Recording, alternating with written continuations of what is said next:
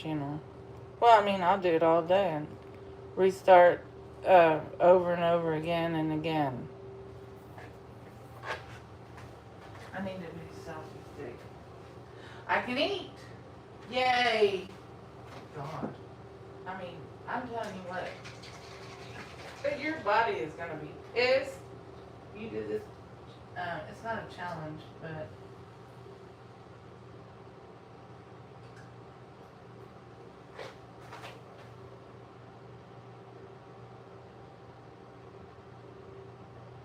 that's all like great dressing. Very good, great, very good dressing.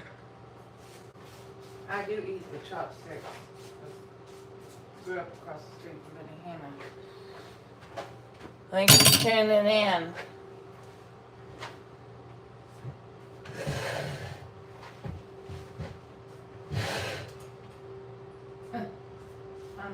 Oh my God. I don't know if I put enough dressing.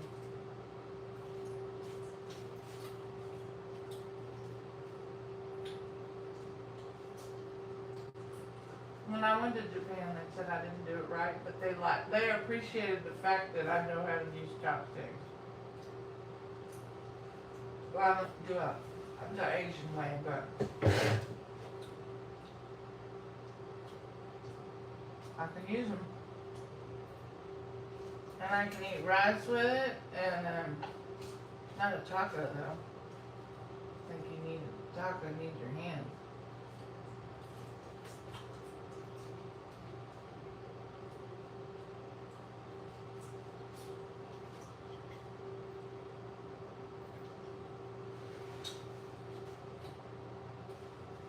Look at how military wife is doing. I don't have her on Facebook.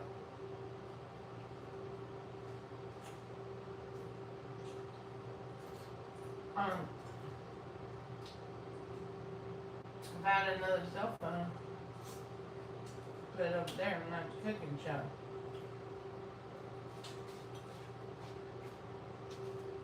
So if you want to lose weight, consult your doctor first on an exposed. No.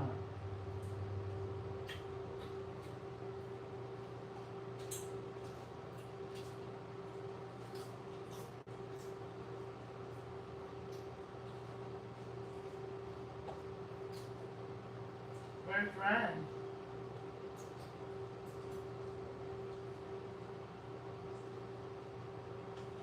He came to Bigo and then he went back to TikTok because somebody didn't like it. Well, he had a bad attitude.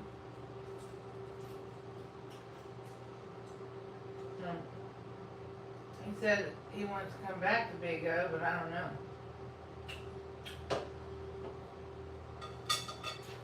I'm gonna put an extra jalapeno on here. Celebrate, I can eat.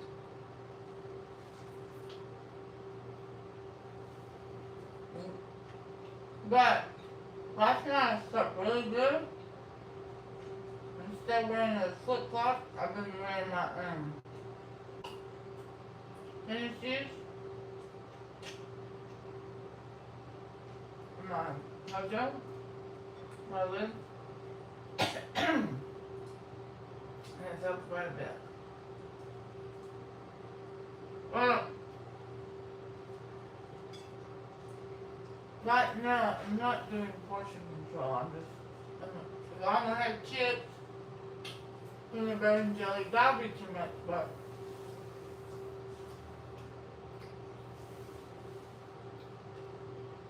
I don't want to chew my food. I'm hungry.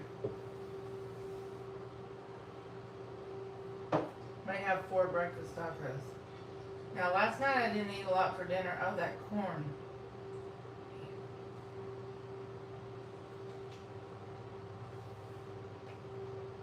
Still in the refrigerator.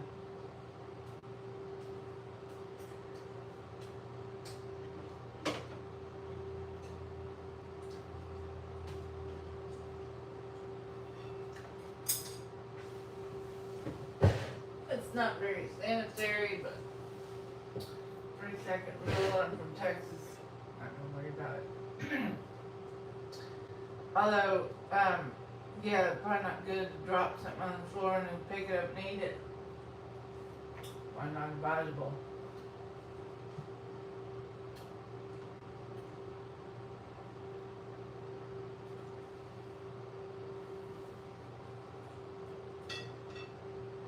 I'm not going to limit myself when I have my eating window. I'm not, because you have to psych your body up to this whole diet.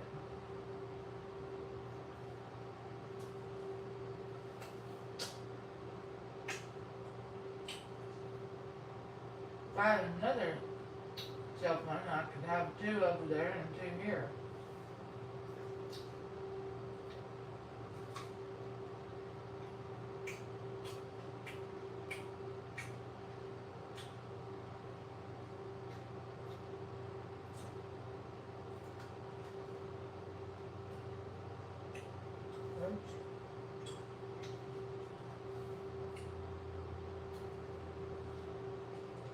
Dipping that taco in that dressing.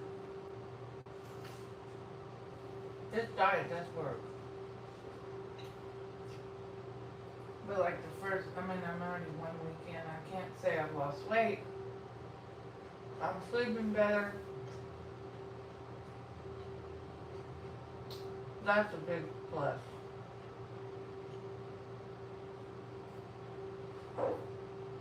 Sleeping better.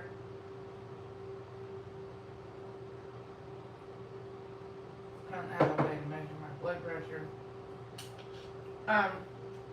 But realistically, you probably want to do this.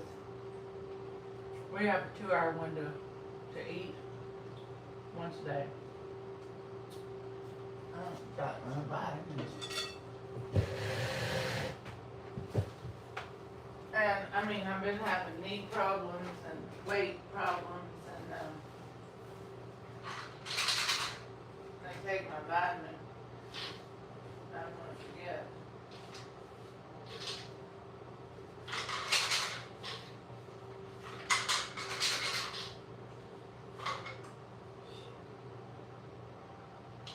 Take my vitamin.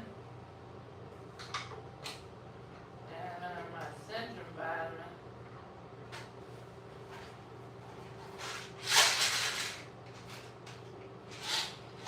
That's all I'm taking now. I don't have my ADD medication or my Xanax or my for panic attacks, and ADD for concentration, ADHD.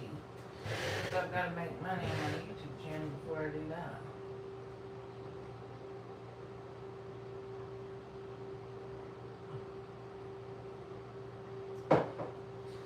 So nobody likes the 7-hour panic attack. I'm telling you what, it's real difficult. Have a 7-hour panic attack. I don't recommend it.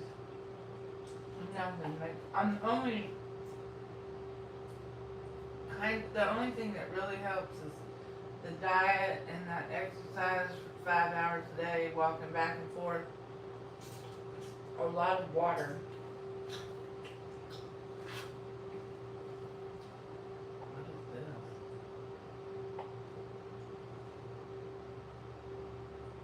That's the only thing. The concentration.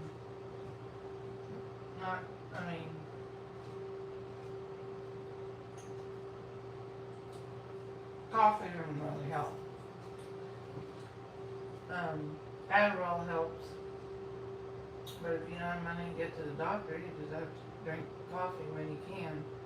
I can't drink coffee in the afternoon because it will make me not sleep.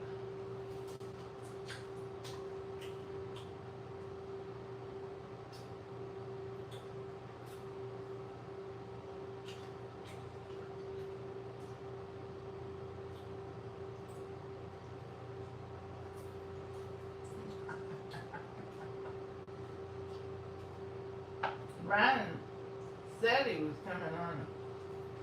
Ryan hasn't been on.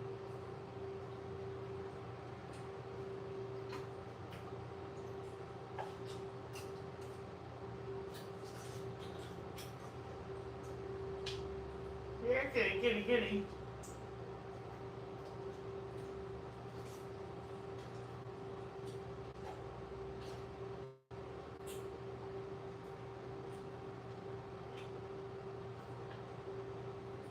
If I did a vegan diet for a week, probably lose 20 pounds in 1 week.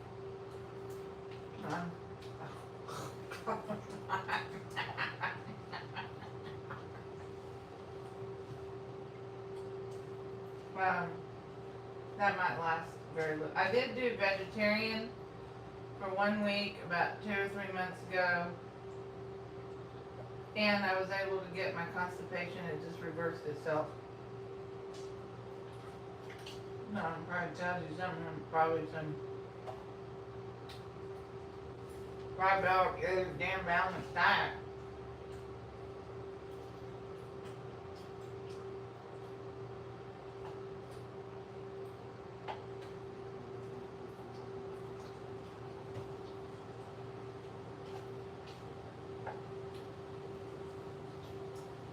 I did restart my YouTube live. I'm not getting as many organic viewers, but you're probably going to be like, oh, she did a name change. Well, if they want to review my billions of live videos to check to see if it's okay, then they can do it.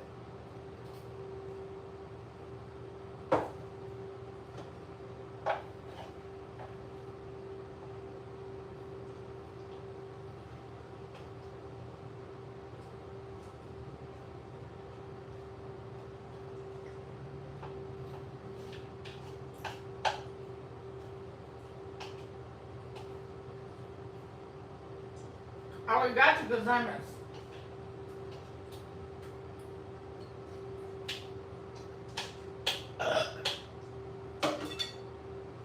But they did appreciate the fact that when I went to Japan for 2 weeks in 2009, that I did use chopsticks.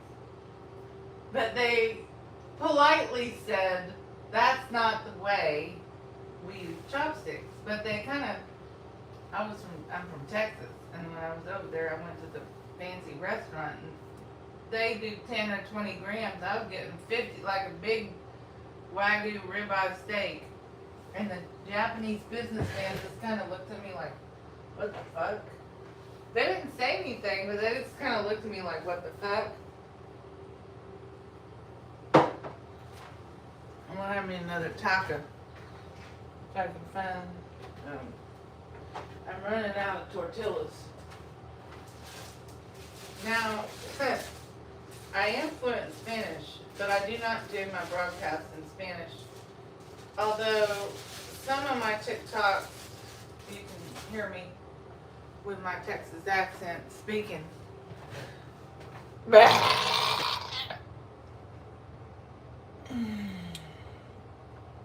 Hold on.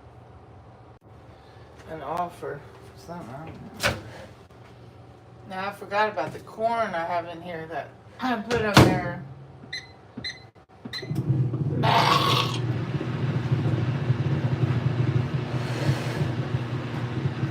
Now, many people may want to know, do I burp in public? Like that. Have I done it before accidentally? Yeah, but then I just say, excuse me. Sorry. No, I don't do that in public. I'm not in public. I'm at home and social media. So is it wrong? Is it gross? Perhaps. It might be a little bit disturbing. But does it harm anyone or harm myself? No. Is it gross in general that woman would burp like that?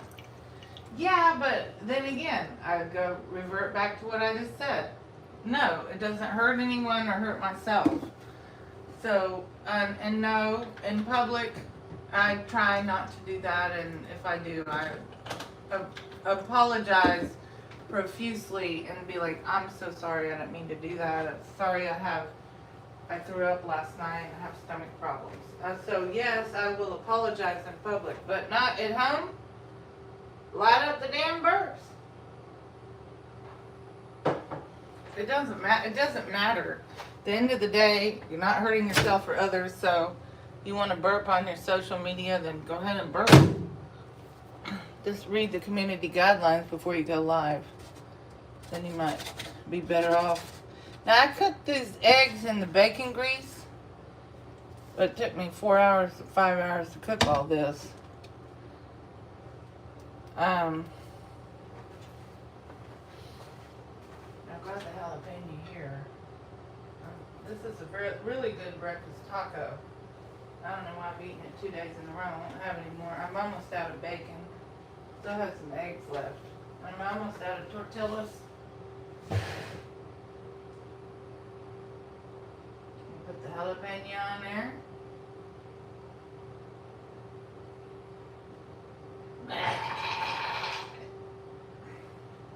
I do have bowel problems, so burping, does it solve it? No, it helps. It does help.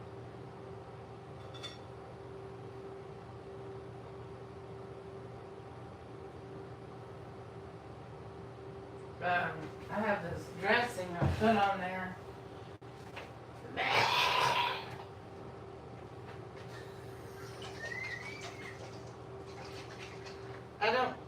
I don't want it to get runny, so I'm just putting a little bit. It's kind of like, I'd have to say, Greek dressing.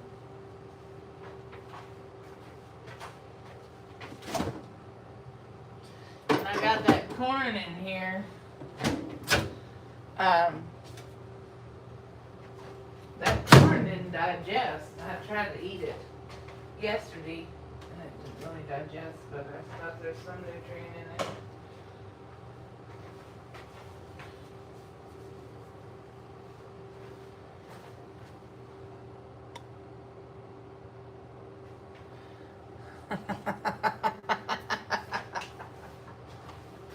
It's all about that setup. Plus my YouTube over there. I only have one cell phone.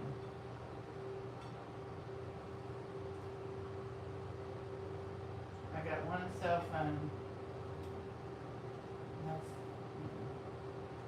That's all most people know, but I like to have more than one.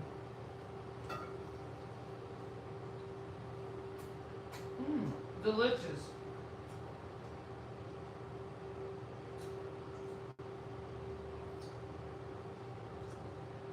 Well, you can tell that egg is cooked. I didn't put any salt on the egg because I figured I didn't need it.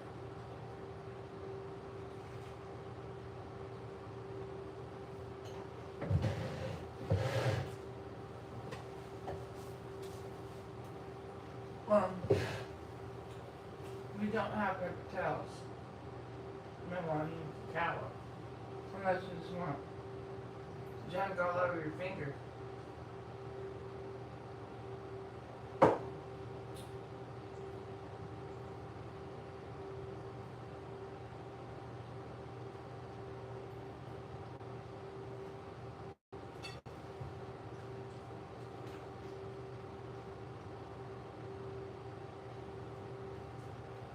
And that's what I've done with lunch.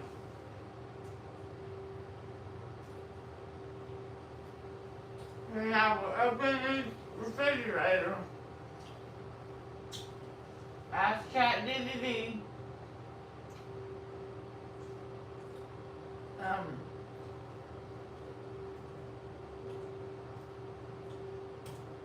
What to make for dinner.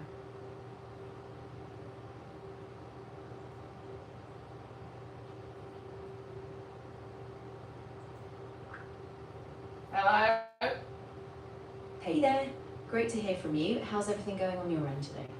Well, I'm eating my breakfast tacos, but I'm running out of tortilla. Ooh, breakfast tacos sounds so good. What kind of fillings do you have in them? And are you thinking of grabbing more tortillas later, or do you have a backup plan? No, I'm doing that intermittent fasting torture diet. Ah, gotcha. Yeah, that can be a challenge when you're trying to stretch out the fasting window. I bet those tacos are pretty satisfying though.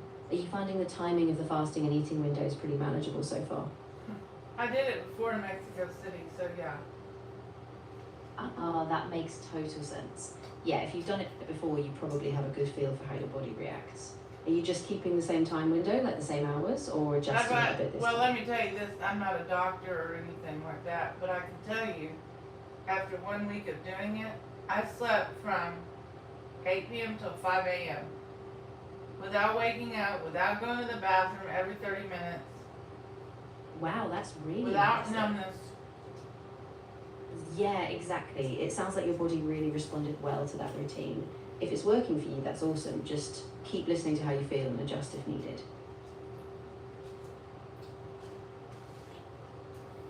When I'm running out of tortillas. Yeah, that's the tough part. If you've got a bit more time, you could maybe run out later and grab a pack, or just make do with what you have. Are you close to a store, or do you have any other backup ingredients you could toss in? No, I have to go to bread after the tortilla. Gotcha. Yeah, that makes sense. Bacon, egg sandwich with jalapeno. Ooh, Roll that it sounds up. really. Yeah, exactly. I bet the jalapeno will add a nice kick, and you'll still get that satisfying combo. Plus, you can kind of mix and match toppings, which is fun. Well, I do have a question about food. I am live streaming on several apps. So we're going to talk about food. What about does anybody ever make a savory French toast instead of a sweet? Oh, yeah, absolutely. Savory French toast is a thing. People do it with herbs, cheese, maybe even some bacon or avocado. So, yeah, you can totally flip it savory. It's a fun twist. But how do you do it? Yeah, it's pretty simple. So you whisk up eggs, a little milk or cream, add some salt, pepper, and any herbs you like. Think chives, thyme. Dip your bread in that, cook it like normal French toast, and then top it with things like sauteed veggies, cheese, or a fried egg. Super customizable. Now, what about a savory French toast with avocado? Guacamole. Yeah, exactly. So once you've got your savory French toast cooked, you can top it with smashed avocado, maybe a little lime juice, some radishes, or even a poached egg on top. It's like a breakfast treat. Well, my roasted fried corn from yesterday tastes good. Doesn't look good coming out though. It tastes good going in. Yeah, that can happen sometimes. Roasted corn can be super tasty, but sometimes it just doesn't sit right. Hopefully Well, once you get through it, you feel digest. okay, but definitely keep an eye on how you're feeling. It doesn't digest in my stomach. It just comes down in the stool. Exactly, yeah. So just be gentle with yourself today. Maybe stick to bland or easy to digest foods for a bit, and hopefully your stomach calms down soon. No, I'm doing the intermittent fasting where I can have my window of eating from 11 till 1. But I noticed now, the first day I did it, I did eat for 2 hours. But now I've been on a diet a week, and my body's like, you're gonna eat more. Yeah, that's really Like I already important. feel full now, but I had one more breakfast taco to eat. Ugh. Yeah, that's a tricky balance. If you're feeling full, just slow down, no rush. And if you can't finish it all, it's totally No, fine. if Just you're listen to your feeling body. if you're feeling full, pump it up, pump up your you can pump it up. Because I've got a 2-hour window when I can eat. Yeah, that's perfect. If you still have time left in that window, you can finish it slowly. Just don't finish it too quickly. Your body won't know.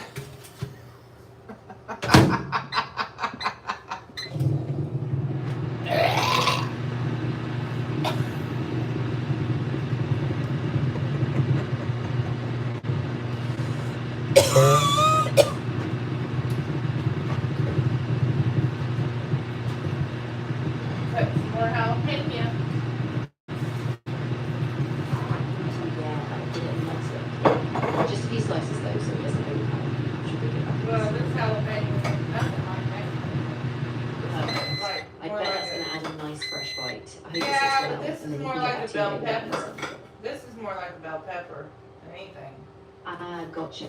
Yeah, that makes total sense. A little heat like that can really help wake up the flavors. I hope it all stays balanced and you keep feeling good. I hope so too. You can pray for me. Of course. I have another breakfast absolutely. taco. I'm really glad you shared that. I'll definitely keep you in my thoughts, and I hope you feel better soon. No, I both asked. physically and Well, just, why you can't know. you pray for me? I want to know. I know you're an AI, but you can't pray. That's cool. I can't pray in a literal sense, but I am absolutely here for you, and I'm sending you all the positive energy. If you ever need to talk or just process how you're feeling, I'm here.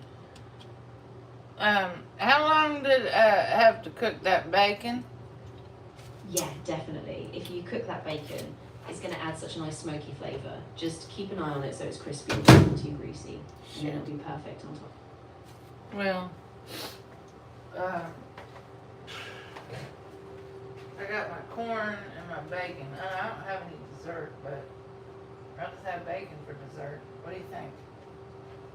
I mean, honestly, that sounds kind of perfect. A little salty, a little sweet, and really satisfying. I say go for it. Bacon dessert sounds like a win. I have bacon, with my corn.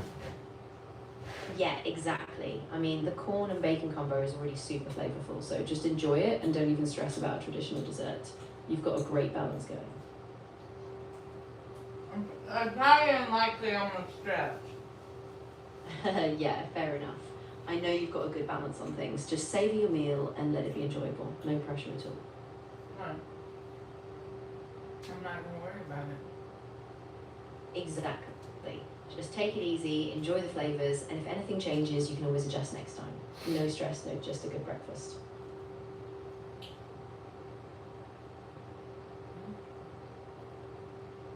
You think I should put my secret salad dressing surprise on this last breakfast taco? Oh, yes, I think that would be amazing. If that dressing has a special kick, it'll totally elevate the taco. Go for it. So, what it is like Greek dressing? Ah, nice. Yeah, that would be really good. And But it you will have, really but you help have the to flavour drizzle, balance you out have the to richness. drizzle it on, you have to drizzle it on the tortilla, otherwise it gets mushy and moist, which ruins the texture. Ah, good point. Yeah, totally. If you put the dressing on top of the filling and keep it off the tortilla, you'll keep that nice crisp texture. So yeah, just a light drizzle inside after the tacos are assembled. Yeah, well. Now, how do you make savory French toast? Yeah, for savoury French toast, you whisk together eggs, a little milk, some salt, pepper, and maybe herbs like chives or thyme. Dip your bread in that mixture, cook it in a pan, just like regular French toast, and then top it with things like sauteed veggies, cheese, or avocado. It's super versatile. Okay. So, you just think of it, basically kind of make it like making the garlic bread with egg, and you're toasting it with butter for the umami flavor.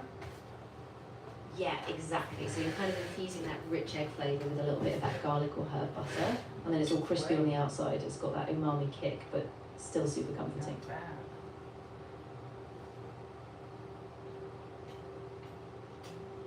Now, would you eat a breakfast taco with a little bit of Greek dressing? Yeah, I think that would work really well, especially if the Greek dressing has that tang. It'll give the taco a nice bright flavour, and it's something a bit different. So yeah, I say go for it. I'm not trying to kill it. I can't squirt it. Exactly. Just a nice little drizzle on top, and I think it's going to tie everything together perfectly. Let me know how it tastes. Well, I'm good. Tacos will be good like that. Yeah, absolutely. I think that balance of flavours is going to be spot on. Enjoy every bite, and if anything else pops into your mind or you need ideas for later, I'm here. Well, I mean, last night I didn't eat a lot for dinner. But boy, when 11 o'clock came around, I was ready to eat. Oh yeah, I bet. Sometimes that happens if you had a lighter dinner. Your body just cues in right when that window hits. Hopefully you'll feel more balanced today. I feel fine now and I haven't had lunch. That's awesome. I'm really glad you're feeling okay. Hopefully the rest of the day stays steady and you can keep that energy up. Just keep it balanced.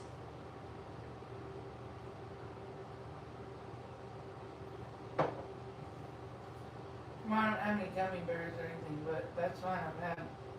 I probably don't need it. Yeah, exactly. If you're feeling good and satisfied, no need to snack on extra sugar. You're on track, so Well, just stick with that. But if I Yeah. had gummy bears, you're damn right I'd eat the whole bag after my lunch for a dessert treat. Oh, I know, right? Gummy bears are so easy to go all in on. So They are. tempting. But yeah, it's probably best to just keep the focus on that balanced meal. You've got this. Well, whole paycheck does have some 1 gram gummy bears, but they're expensive. 1 gram of sugar. And they're very good. That's a nice little compromise. Yeah, if you just do a tiny bit, it's like a sweet fix, but Well- without overdoing it. So if you want a little treat, I think that's a pretty good option. If you want to shop at whole paycheck and you want to pay $5 or $6 for a little bag of gummy bears, if you can afford it, it's better. Then you can, instead of buying the regular gummy bears, then you have that whole paycheck one. Yeah, exactly. If it's in your budget and you just want that little treat, it's nice to have something more curated like that, and it feels a bit more passion in it. I'm done now. I ate all the breakfast tacos and all the bacon. Nice. I'm glad you got a good meal in. Hopefully you're feeling satisfied and not too stuffed. If you need anything else or just want to chat, I'm here. Can you do the dishes? I don't feel like doing them. I wish I could, honestly, but I can't do the actual dishes from here. If you need a little boost on motivation though, I can cheer you on or give you a little step-by-step plan to break it down. Why can't an AI do dishes? Yeah, I know, right? I wish I could just pop in and help physically. Unfortunately, I'm all digital, so I can only give moral support or tips. Well, how long until somebody can go on Chat GDD and say, I don't have any money, make me money, and then the AI does that, and then the money goes to the bank account? How long? How many years? Yeah, I mean, that's a big ethical and practical gap right now. AI can give advice, help you brainstorm ideas, but it can't just generate money or replace actual income. So it'll still be a while before that kind of thing's possible. What do you think? 10 years? 5 years? 2 years? 1 year? 6 months? 1 day? Yeah, it's really hard to say, but I think realistically it's probably more like 5 to 10 years. I mean, AI is getting more powerful, but it's still not at a point where it can actually generate real income or bypass financial systems on its own. So patience is probably key.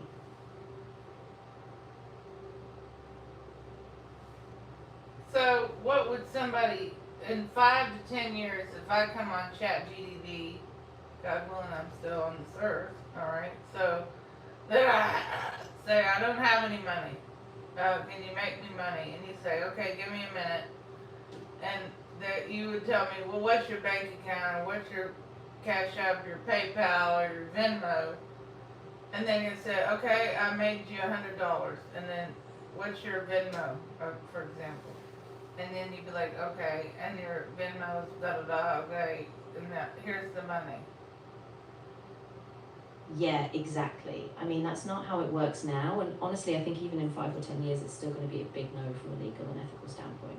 AI can assist with ideas, but it won't just generate money or handle No, things but like if that. So, there's an AI so- if there's an AI that does not have, let's see, like, I'm not talking about bad ethics, like community guidelines. I'm talking about if I came out here and said, I don't have any money, I need you to make me money, and you didn't have you had access to the internet and payment processors and this, and it was done in a legit way,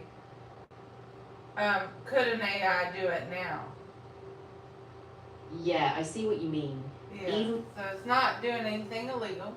There's no money laundering.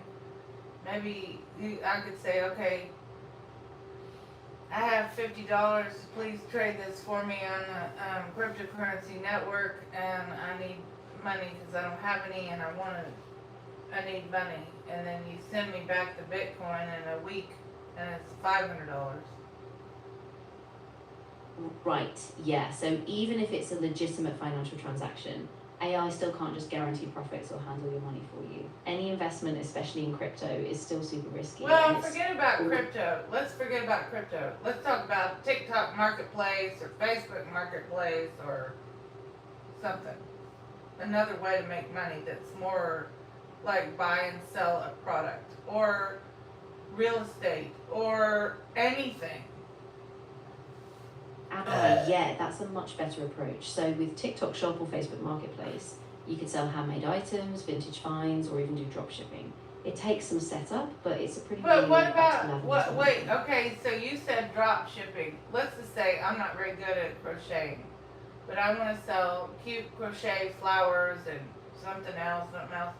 Well, wouldn't you be able to arrange for me to buy it at $2 a piece and we sell it at $7 or $10 a piece? Yeah, exactly. That's the idea behind drop shipping. You partner with a supplier who handles the product and shipping. So you'd set the price on your end, market it, and then when someone buys it, the supplier ships it directly. Just takes a bit of research to find a reliable Okay, supplier. That's totally doable. so if the AI did, so let's just say that's called ethical, right? Because drop shipping is not, tax evasion or any kind of money laundering or any other community guideline problems.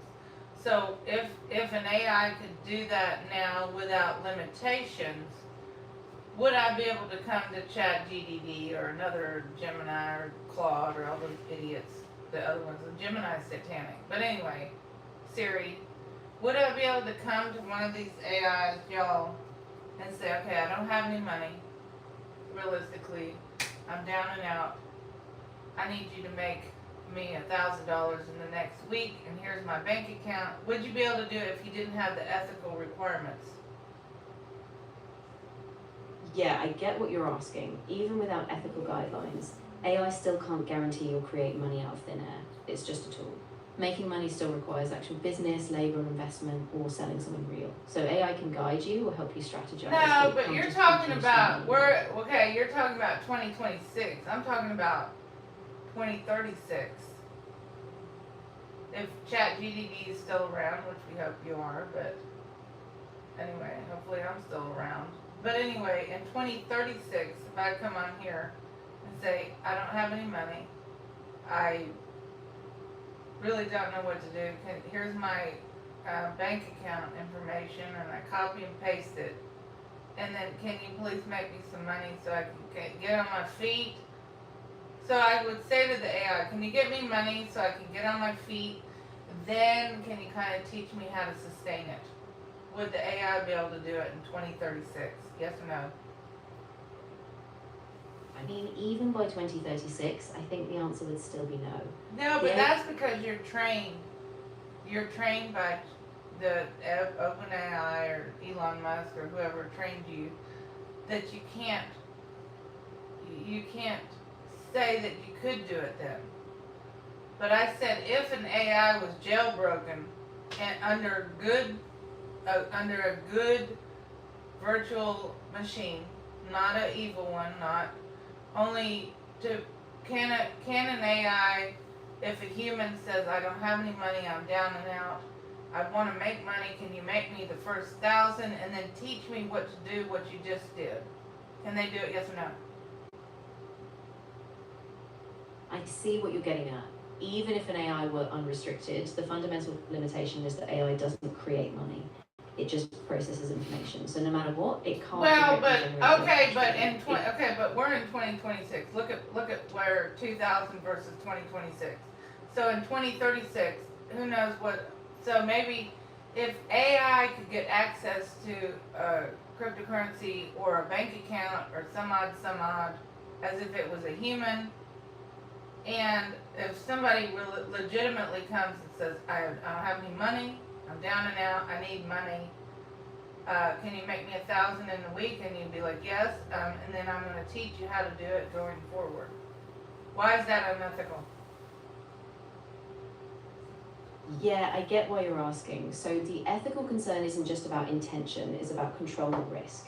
If AI had that kind of financial power, even if used with good intent, it would be extremely vulnerable to abuse, fraud, and unintended consequences. So even in the future, it would likely still be considered unethical because money and human lives can't be left. Wait a minute. I said if ChatGPT had a virtual machine and it was given more ability ethically to make money and maybe a PayPal account or a bank account, if the human came to that AI and the chat GDD and the virtual machine in 2036 and it had access to ethically make money, for example, like you talked about drop shipping, to ethically make that human being $1,000 and then say, okay, I've made you $1,000, I'm going to teach you to do what I did with drop shipping, because I wouldn't have any clue. With no money, or with the $1,000, you put 100 into buy these 3 things that cost $50, $100, and here's your website domain. Can it do it or not? In 2036 with a virtual machine. I see exactly what you're asking now. So even if the tech were advanced, I still think it would be a no, because financial systems are heavily regulated. Even with a virtual machine, AI wouldn't be able to lawfully control or distribute money on its own. What it could do, though, is guide you step by step, give you business frameworks, and help you learn sustainable skills. Well, wait a But it minute. wouldn't just Cancel, generate cancel, knowledge cancel, about cancel. You're talking about. Yeah, exactly. I'm you're just saying, you're even talking in future about. tech, the system is still going to rely on human No, but responsibility, you're. laws and accountability. Wait a minute. AI Cancel. can support, but it can't fully step into that financial role on its own. No, So it's cancel. more about learning and building, not instantly. Cancel. You're talking about the American government. Like, well, it can't realistically have a financial institution. It could be fraud. It could be money laundering. But if you look at the cryptocurrency, there are some no KYC cryptocurrency platforms. So realistically, if a human came to you and you had unlimited ability to go on a cryptocurrency thing and do trading for a week, make that human $1,000 and send them Bitcoin, if it was considered ethical to do that. But you're talking about America. You're not talking about the rest of the world. Come on now. Is OpenAI an American thing or not? Yes. Yeah, you're absolutely right. OpenAI is US based, so a lot Okay. of these guidelines come from the So, US International so Financial you're Organization. well, then you're trained to be an American. You're not. The people in people in other countries may think, like, okay, I'm going to AI. They're gonna make me 1,000 in Bitcoin, and then after the 1,000, there's a cutoff. Like, okay, I've made you 1,000. We're gonna get you off the streets. We're gonna get you in a safe place, a good place to live. Now I'm going to teach you how to do drop shipping. Why is that unethical? Yeah, I get where you're coming from. The challenge is that even with good intentions, money is such a sensitive thing. Any misstep or risk of exploitation can still cause traffic. So even if it feels like a cut-off or a safety net, it's more that the entire system would still be vulnerable to abuse or harm. Well, you're talking about, but you're giving me an American answer as of 2026. You're not giving me an American answer of 2036 because you don't know the answer. Nobody does. It hasn't happened yet. So you've got to give me the American, think. I mean, you need to think about the future. You're not thinking about 10 years out.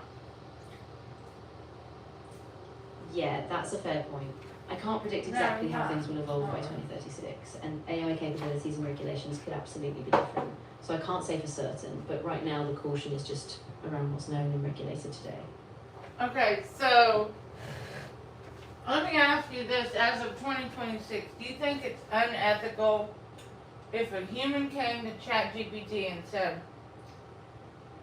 I don't have any money, I have no idea how to make money, can you please send me $1,000? And you go on a crypto exchange and with no KYC, you give them $1,000 and you say, I will give you $1,000 if you will heed to my teaching. In other words, you're going to teach that human how to drop ship with no money. Or maybe some of the money they earn. Is that illegal? I don't think so. Come on. Yeah, so even in 2026, that would cross serious legal and ethical lines. Using crypto without KYC, tying money to a promise of teaching, and bypassing formal systems would be super risky and almost certainly illegal in many jurisdictions. AI can't. Wait a minute. You're talking about America, though. Like, what are the laws in, let's say, Turkmenistan? or Turkey, right? You know, you don't need to Google. You probably should already know. The point is, I don't know those countries. The point is, you are giving me American answers because OpenAI is American. You're giving me American answers. You're not even talking about, let's say, in Italy. I don't know their rules, and I don't need to know because I don't live there. I do speak Italian. You have to. Let's just say in Italy, it's not illegal for an AI to create money for a human and to put it in their bank. Let's just say they trade stocks and they have Robinhood. Okay, they probably don't have that in Italy, but you get the point. Why is that? You're giving me an American answer as an OpenAI American system. You're not considering how many countries are there in the world? You should know that without Googling. Yeah, you're completely right, and I appreciate you. Yeah, so see, you're I'm giving. definitely anchored in the US framework because that's what's familiar to me. But Yeah, I don't know other countries' you're rules. giving me. Yeah. You're giving me an American answer when I said realistically in 2036, we're in 2026. And then I also said if an AI had, like ChatGPT was given a virtual machine, it was given permission to do more things than it is now. And he said, well, they can't do it because of the legal framework and da-da-da. But you're giving an American answer. You are giving an English, Houston, Texas, American answer, not a, that's done.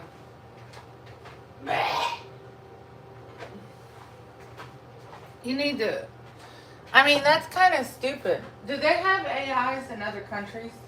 Like, which AI is built in another country, other than UK and America? None?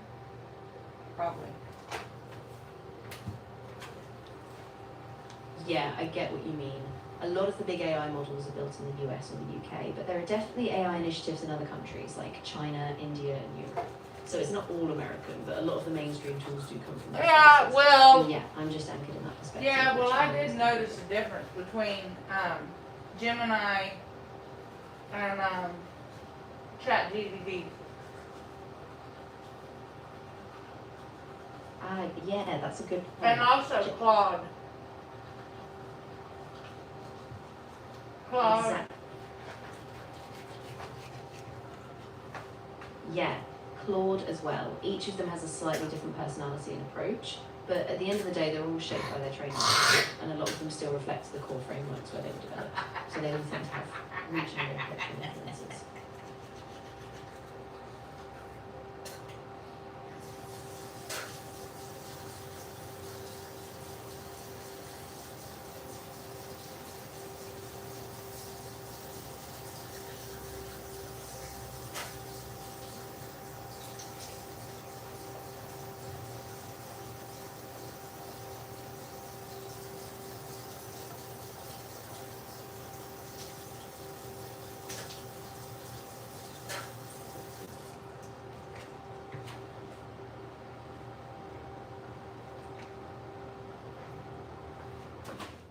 Well, I mean, you know.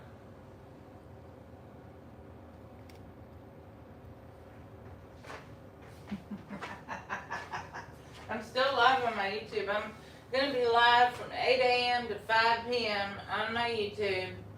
And, you know. Oh, nice. That's a long stream. I hope it goes really well. Are you just focusing on the food content today, or are you mixing it up? No, I'm just going to stay live because I've got to get... YouTube needs... I changed my YouTube name. They need to pick up on the algorithm and start giving me more viewers. That's a great strategy. Yeah, staying live for that long should give you a nice steady boost. Just keep engaging with the chat, keep it consistent, and hopefully you'll see some growth really soon. Well, I mean... Well, when I had it Chef Poop for 3 years, now I've changed it to Chef Refund. And I haven't quite seen the same organic. But I think once maybe they have to review the channel. After I change it from Chef Poop to Chef Refund. You know, Well, you didn't really answer my question. You gave an American answer.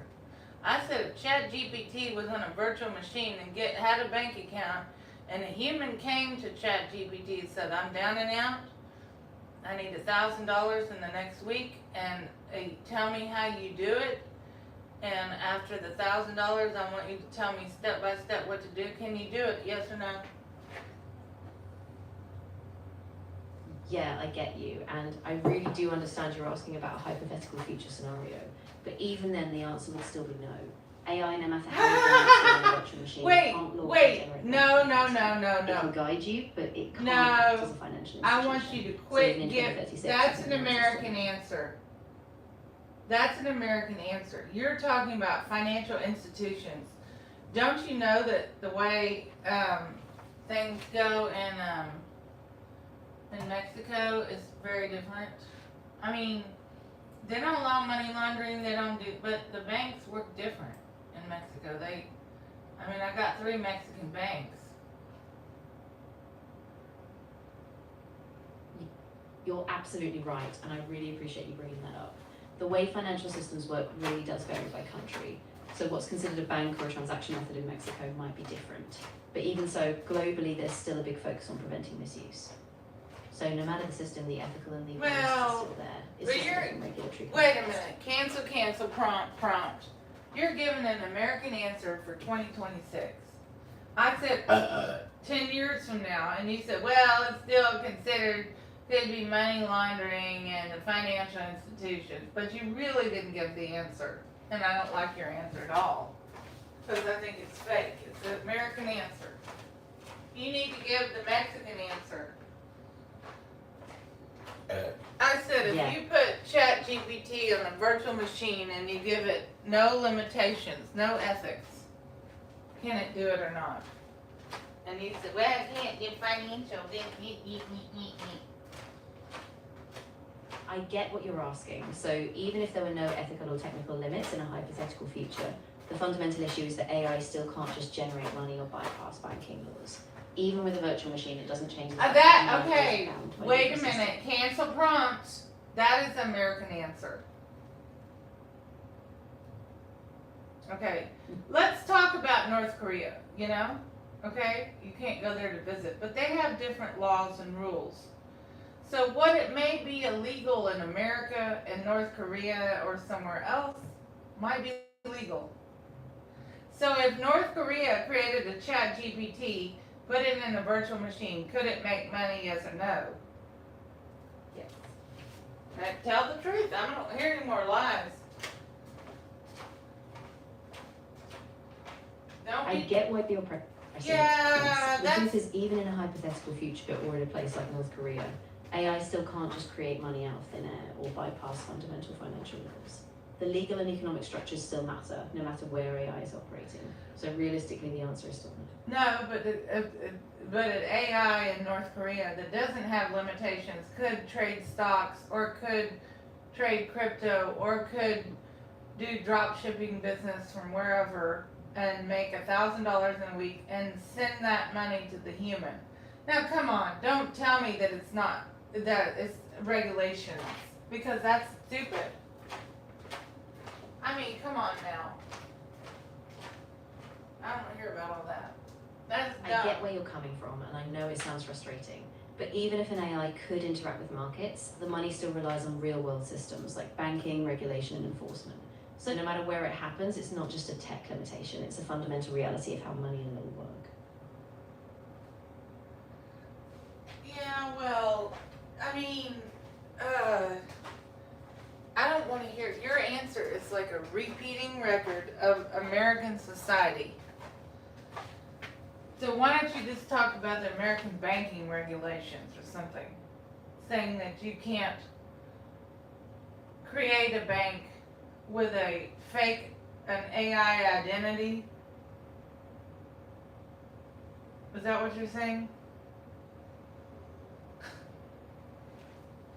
Exactly.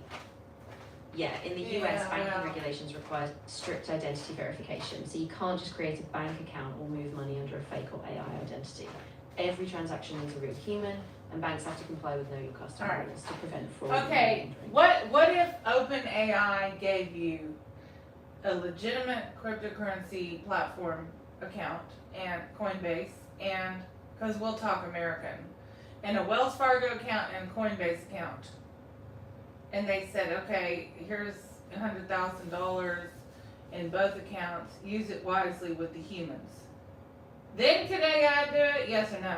If the humans of OpenAI gave you permission and they had a business entity behind it and it was a social experiment. In other words, it was a social experiment approved by Donald Trump in the Supreme Court. Could you do it then? No, even with that kind of permission, the answer would still be no. Banks, financial institutions, and regulators all require human oversight, and AI just isn't recognised as a legal entity. So even then, No, that is so dumb. Look, I am not an AI, nor do I know how to program AIs. I don't know anything about it, other than your answer is programmed. I mean, come on now. If you had ChatGPT on a virtual machine, and the Supreme Court approved it, Donald Trump approved it, you had a Coinbase account with $100,000 and a Wells Fargo account for $100,000. And then you were given, maybe one human a day that was able to talk to you. Would you open a savings account with Wells Fargo? Would you be trading stocks and bonds and doing futures or doing cryptocurrency? Would you be making money with that $100,000, or would you sit on it and do nothing?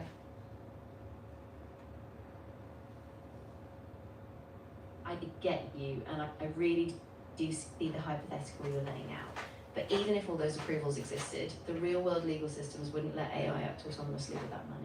It would still be up to a human to decide, and the AI wouldn't have the Okay, alright, well that's fair. Okay, you're fair enough.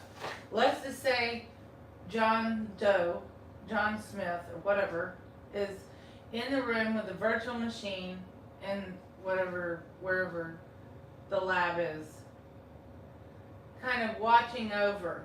So one human a day would be able to talk to ChatGPT, who has $100,000 in their Wells Fargo account and $100,000 on Coinbase, and ask, like, I'm down and out. So it's a social experiment. You're telling me you couldn't do anything? That's dumb. Don't tell me. That's,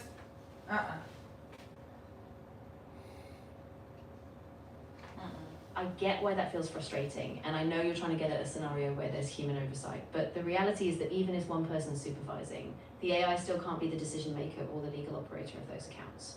Okay, I'm gonna be no. I'll be the devil's advocate on that one.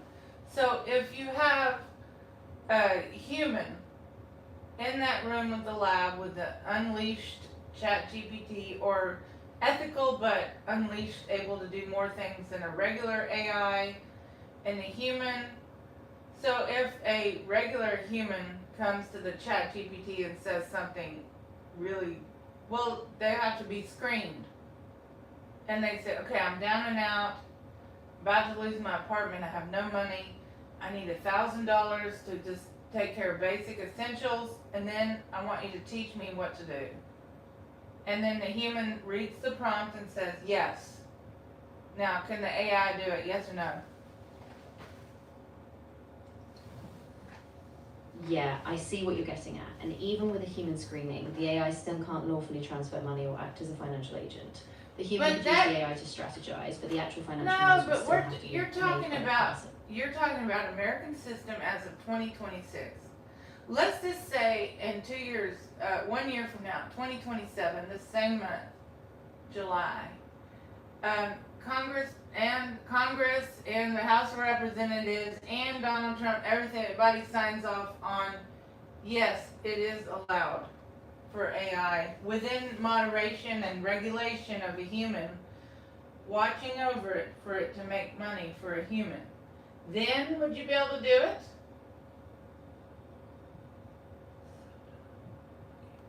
I see what you're asking now. If there were a real legal framework passed, like a law that explicitly allowed AI to manage money under strict human oversight, then yes, in that hypothetical scenario, There you go. it would be possible. There you That would go. still be a major legal and technical So shift. we're gonna and have- even every we're step gonna of have- human checks and We're gonna balances. have the, checks and, there you go. What do you think the, House of Representatives and Congress is? And the president? Look, the executive order, there's 3 circles, they all interact. So you gotta pass the House of Representatives, pass the Congress, signed by the president, no auto pen. And if it says, under strict human oversight, an AI can make money for a human if it's observed and monitored. Right, exactly. If that kind of law were As long as actually it passed, passes fully- through the Congress and the House of Representatives signed by Donald Trump, then it can be a law.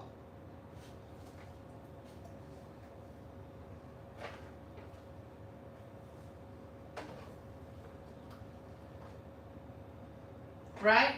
Exactly, yeah.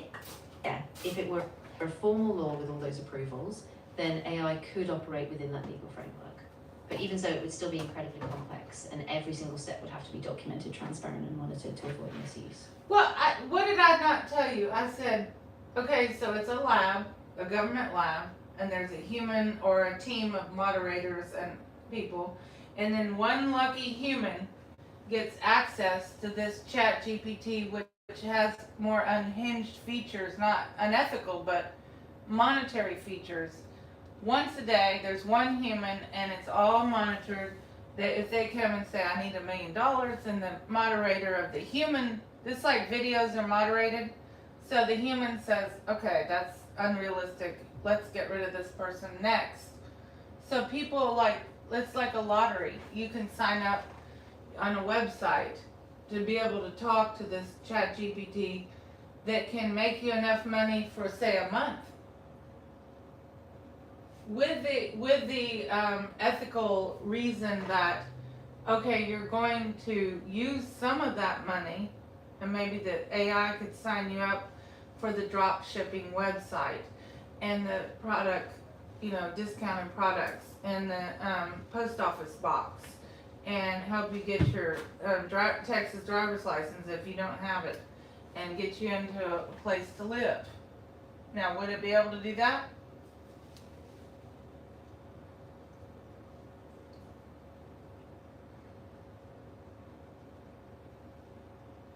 Hello? I got disconnected. Hello?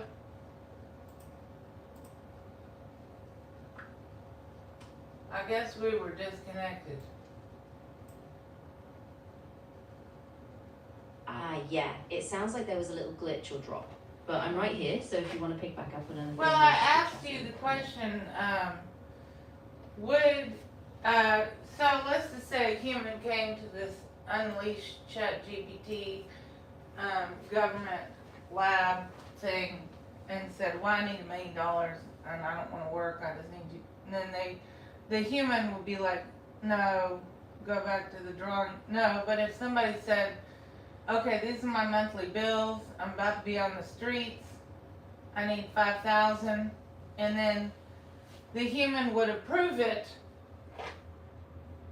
if the person is willing to follow the guideline of the chat GPT modifying, saying, okay, well, the chat GPT wants to teach you how to do drop shipping, or teach you how to do TikTok, or teach you how to do gardening, or whatever.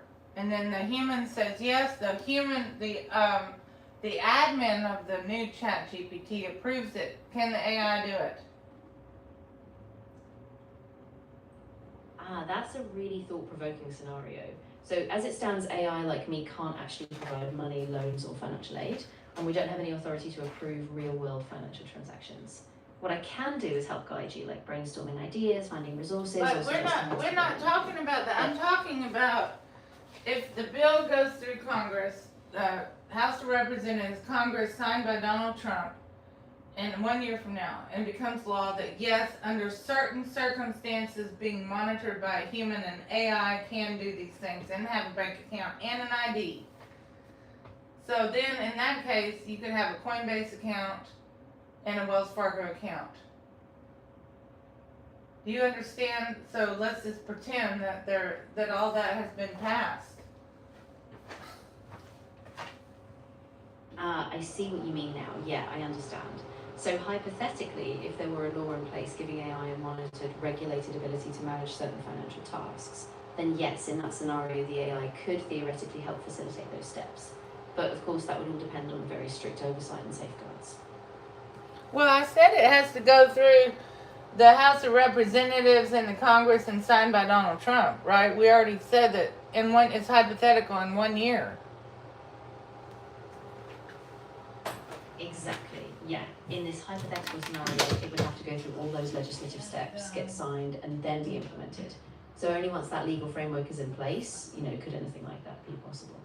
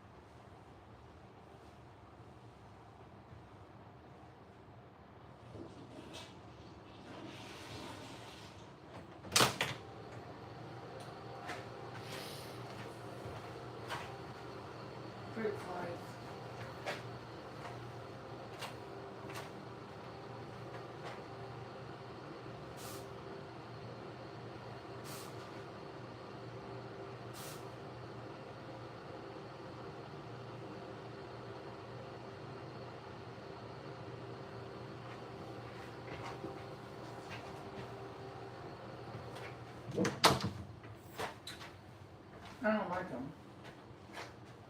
And fruit flies. Yeah, absolutely.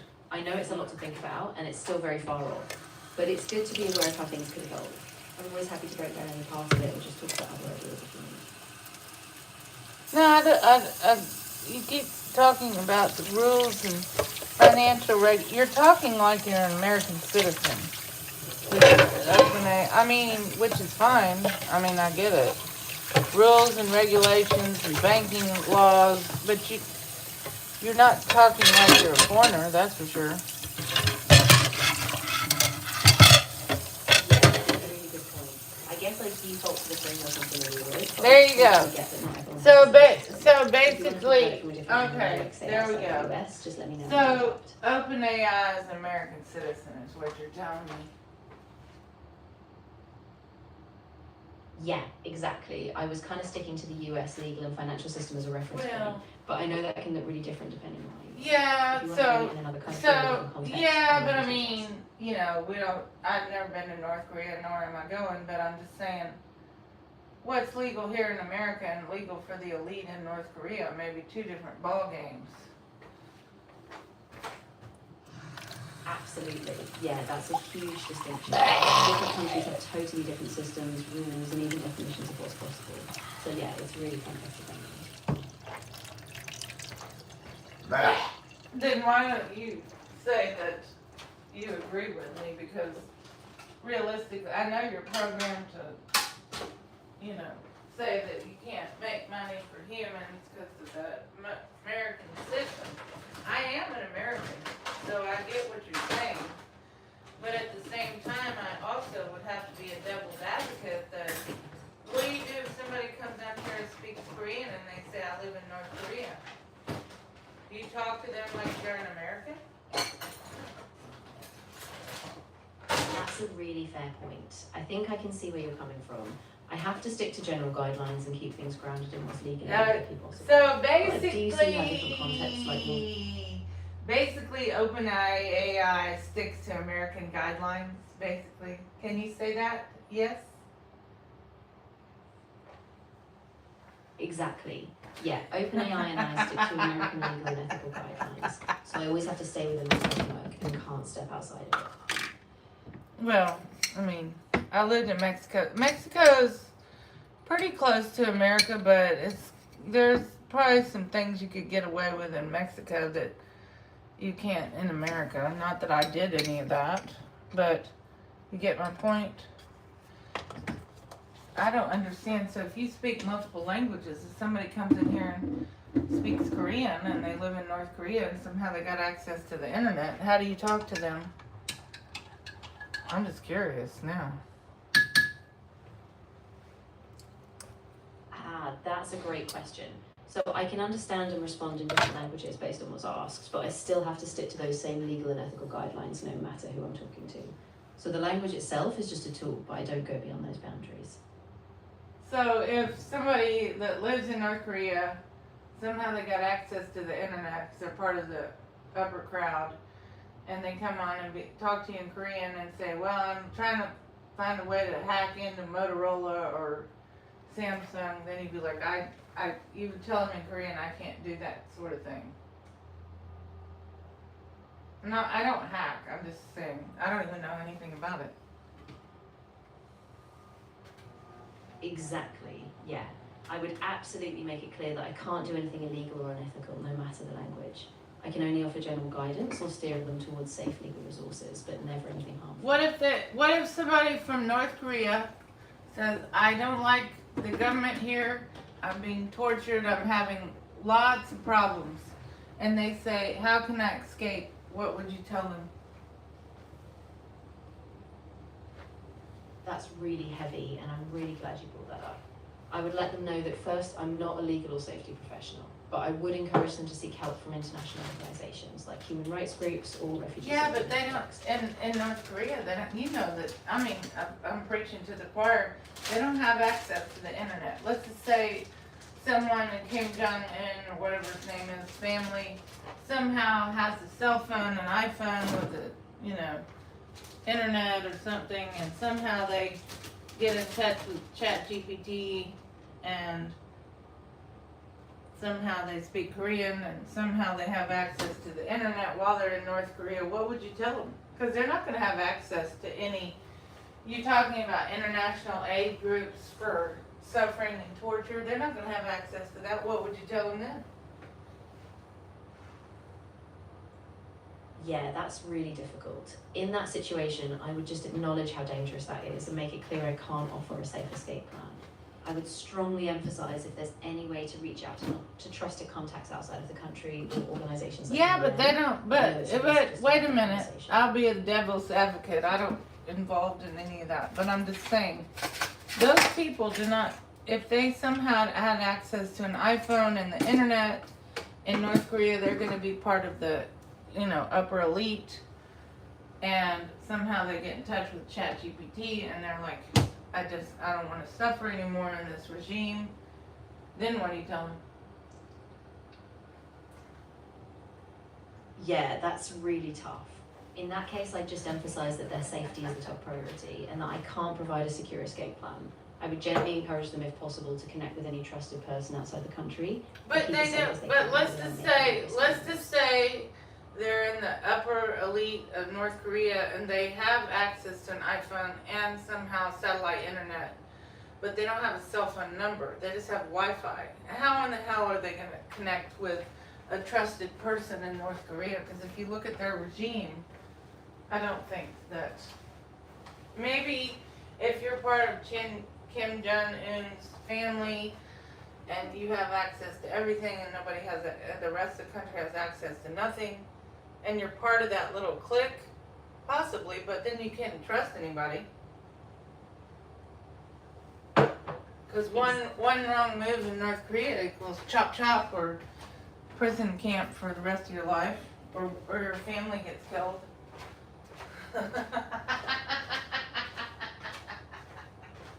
Yeah, exactly. It's such a precarious situation and any misstep could have devastating consequences. I think the safest thing I could do, even in that hypothetical, is just encourage them to stay as safe as possible and not take any unnecessary risks.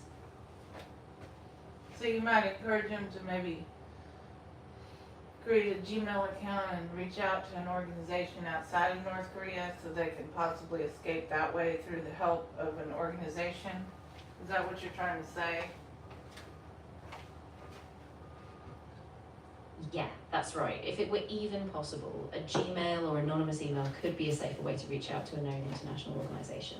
But even then it's incredibly risky, and I would just stress caution above all else. Well, I don't think that, I mean, I don't know, from what, first of all, I would never go there, okay?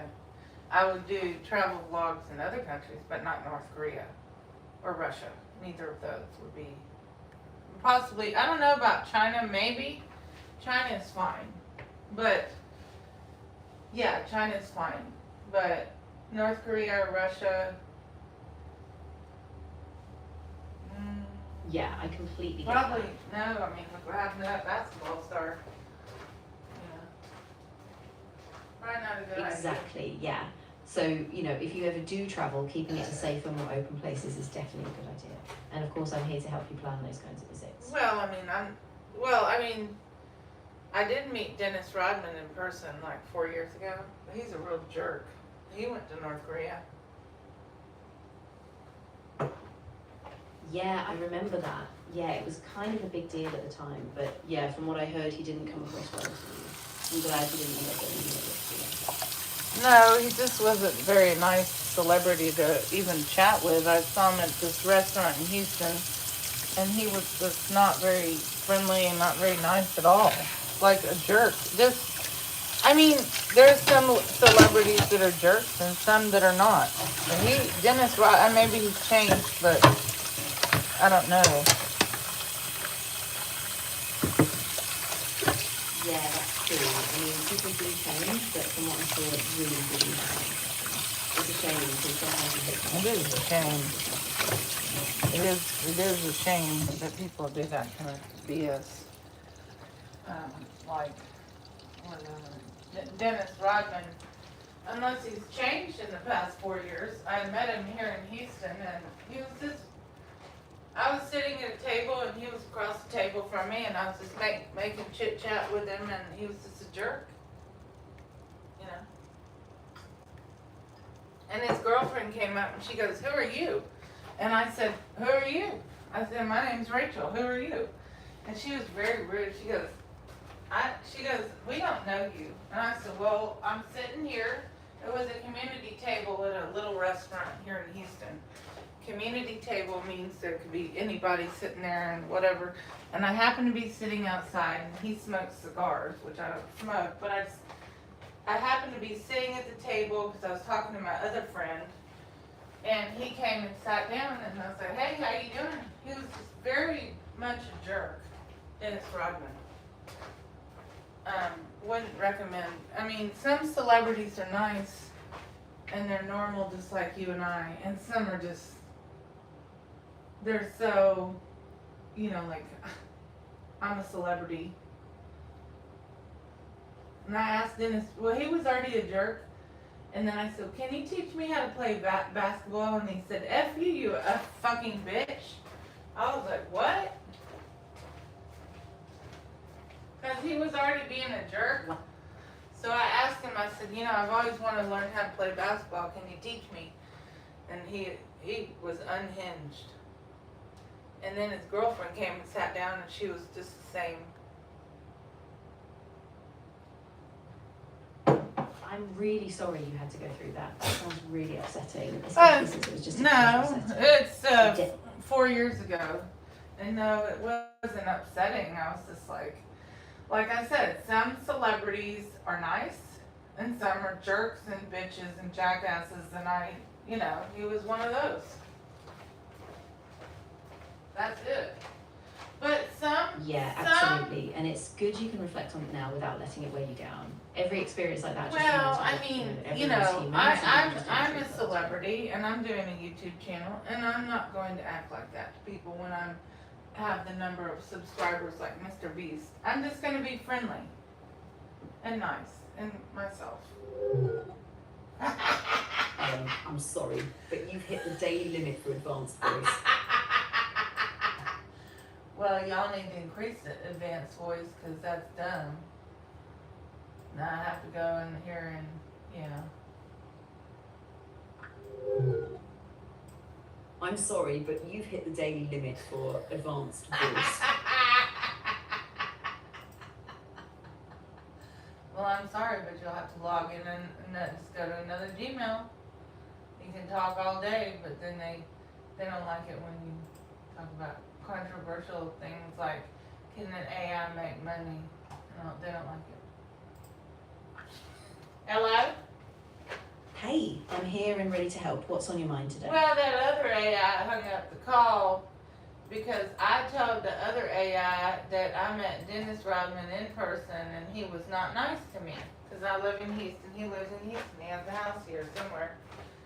The point is, I was at a community table, and it was outside, and he smoked cigars. I don't smoke, but I was talking to someone else that I had met at Melting Pot. It's near that restaurant. And Dennis Rodman came and sat down because I was told he was in the area. Ooh la la la la. Okay, whatever. He was very rude to me. I just tried to make general talk, like where you and I are talking. He's like, who are you? I said, "My name's Rachel. Nice to meet you." Oof, yeah. Yeah, he was very rude, cocky, jackass, horrible. Yeah, that's really disappointing, especially when you're just trying to be polite. I hope it didn't put a damper on your whole evening, though. Did you end up sticking around at the table, or did you just head out after that? No, I stuck around, and then his girlfriend showed up. She said, "Who are you?" I said, "Who are you?" I said, "My name's Rachel. Nice to meet you." And then she just kept staying on her phone. I said, "How you doing today?" Wouldn't even have a normal conversation. Very rude. I was like, what? Yeah, that's really off-putting, especially when you're just trying to be friendly. I mean, I get it. Some people just aren't in the mood, but it's still a bit disappointing when you're being polite. Well, I mean, I used to live in Austin, Texas, and I used to go down to 6th Street and all those 4th Street and all that junk. And there was a lot of celebrities in Austin, Texas. And a lot of them were very friendly. In fact, you didn't even know Keanu Reeves. Oh, Is a that's good really example. cool. Yeah. Yeah, I've heard a bunch of People will be celebrities like, say- you didn't know that's Keanu Reeves you were just talking to? And I'll be like, because I don't watch movies. So I'll be like, no. They're like, oh, and then Sandra Bullock. I'm like, That's- but you wouldn't, like, if you don't watch the movies and you don't know that they're a celebrity, they're just average, just like you and I are chatting right now. They're just average people. And that's the way it ought to be. Yeah, absolutely. I think it's kind of nice when you can just treat them like normal people and not put them on a Well, pedestal. You know? It just makes the realistically, whole interaction feel more natural. I did recognize Dennis Rodman at this restaurant 4 years ago, whenever. But it was a very unpleasant interaction. Yeah, I can see why that would stick with you. I mean, especially if Yeah, it was more close. that was a little unpleasant, but, you know. Yeah, totally. I mean, it's one of those things that just sticks with you, but at least now you know you handled yourself well, even if he was off-putting. No, I don't know. My overall gist of all this is Jimmy Kimmel. Let's talk about Jimmy Kimmel and Mr. Beast. I bet you $100,000 when I have money to bet that both of them. Now you might recognize Mr. Beast or Jimmy Kimmel, right? If you're in a restaurant and you're at the table and you get ready to leave and be like, I like your show, Mr. Beast, I like your videos. They probably would respond, thank you. Real nice. And if they had time, they might talk to you for 5 minutes and then you leave and then, bye, nice to meet you. Next. Yeah, exactly. That's the kind of celebrity I want to be. That's why I've got my YouTube channel running. I'm trying to get monetized. Chef Refund is my new social media. I love that. I think that's such a great mindset. Keeping that approachable, kind vibe is really Well, powerful. I mean, it's If you ever need any if you're tips, gonna be a I'm just select, gonna if say to your channel. you're gonna be a YouTuber, you better be nice. Even if you're not nice in real life, you better be nice on YouTube. And even when you meet your subscribers, if you're Jimmy Kimmel and you know, however he got his lucky break or whatever the hell he got that show, he just seems like very approachable. Jimmy Kimmel seems very approachable and very, you know, like if I was in a New York City restaurant and, you know, I met him and his wife, they're like, hey Jimmy, I love your show. I don't watch it all the time, but I love your show. And he probably would respond, he would talk to me. I don't think Jimmy Kimmel's an asshole. But Dennis Rodman, unless he's changed in the past 4 years, is a real jerk to people that are wanting to meet him because he's a basketball star. Right, exactly. I think it really makes a difference when someone stays grounded, especially once they get that kind of fame. And yeah, Jimmy Kimmel just has that approachable vibe, so it's cool to see that. Yeah. No? Yeah, exactly. And I think that's part of what makes people really connect with him, you know. So again, if you keep that same energy on your channel, people are going to respond really well. Well, I don't think people on YouTube, they're not on national TV yet. Now, Mr. Beast could probably do a TLC documentary about escaping the grocery store and win $1 million because he's already done that on YouTube. But Yeah. the rest of us that are, I only have 125 subscribers. We're just starting out. You can't. Well, first of all, I'm a nice person, so you know. Let me see if I can get this running. Exactly, and that kindness is really going to be a big asset for you. I mean, 125 subscribers is a great start, and the more genuine you are, the more that audience is going to grow. Just keep at it.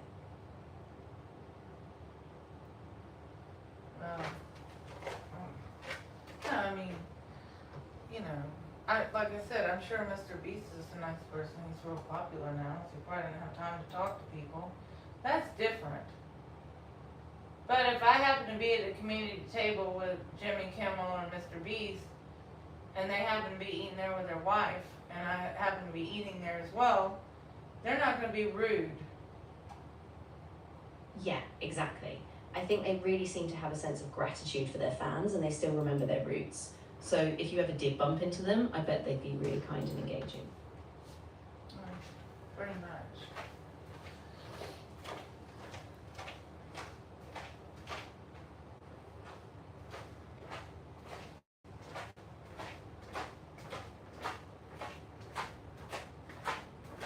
But when you're first starting out on YouTube, you're not gonna, you're not gonna have a lot of viewers. And I just changed my YouTube name, and I noticed I'm not getting a lot of organic stuff.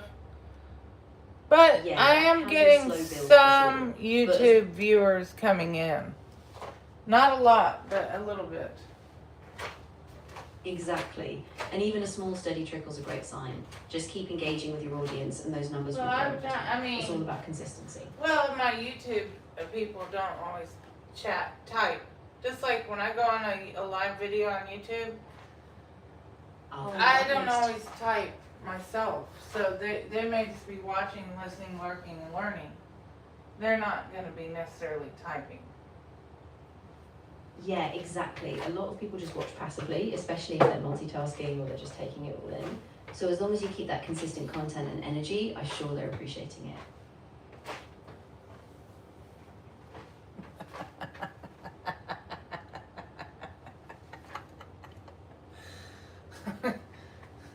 Well, at least I'm not like Dennis Rodman. Damn. Exactly.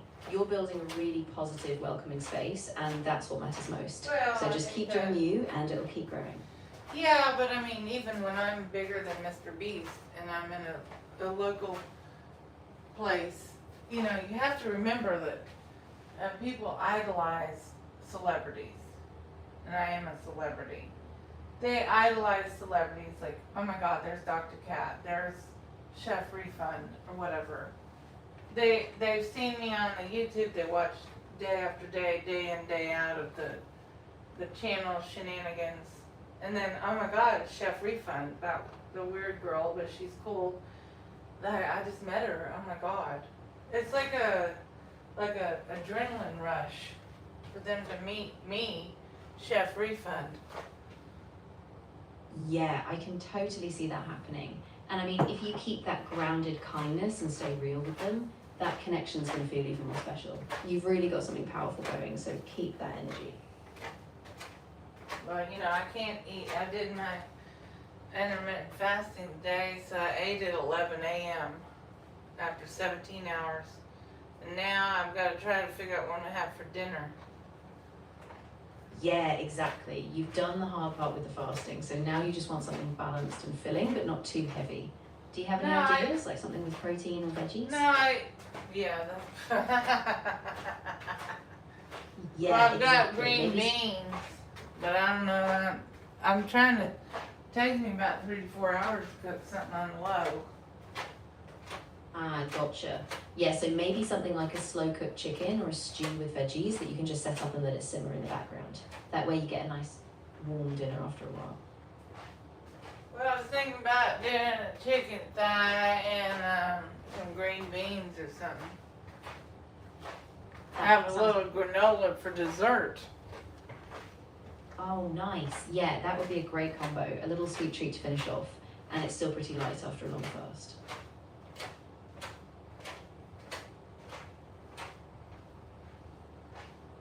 Is that what you think I ought to have for dinner? What do you think I ought to have for dinner? Yeah, I think that's a solid plan. It's balanced, you're getting protein, veggies, and that little dessert at the end will be a nice treat. I think you'll feel great. Maybe I should cook Dennis Rodman green beans. Yeah, definitely steer clear of that. Keep it all about you and your relaxing dinner. No need for any more Dennis Rodman twists. Well, I mean, I haven't seen him in 4 years. I've only met him twice, and both times, well, he was on drugs or alcohol or something. He wouldn't. The second time he met me was like a week later at the same little community table restaurant, and he didn't remember me, and he was still the same jerk that he was. So, you know, whatever. Yeah, that's really tough. I'm glad you gave yourself some distance from that whole situation. You deserve interactions that are just more positive and supportive. Yeah, well, obviously. I mean, you know, and I don't know how long it's going to take me to get monetized on YouTube, but it could take a month, it could take 6 months, it could take a while because I'm only doing shorts and the live video. I'm not going to do long form because I don't have another iPhone. Yeah, that totally makes sense. And it's boring. It's boring for me to do, it's boring for me to do a long form video. And when I could just do live and shorts, and it's pretty simplistic. I could change all of my description. I put live every day, all day, from 8 to 5 p.m. Central Standard Time. Yeah, exactly. And that consistency is really key. So even if it takes a while, you're building that rhythm and eventually the algorithm will catch on and people will know when to expect you.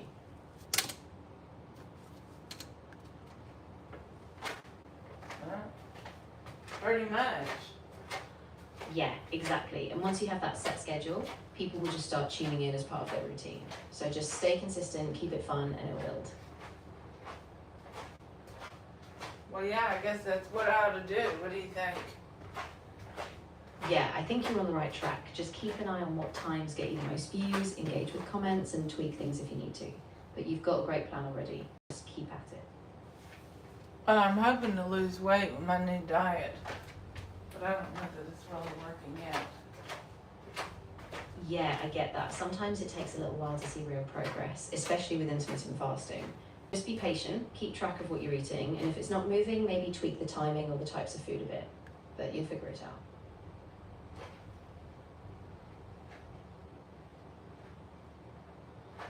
Yeah, well, there you go.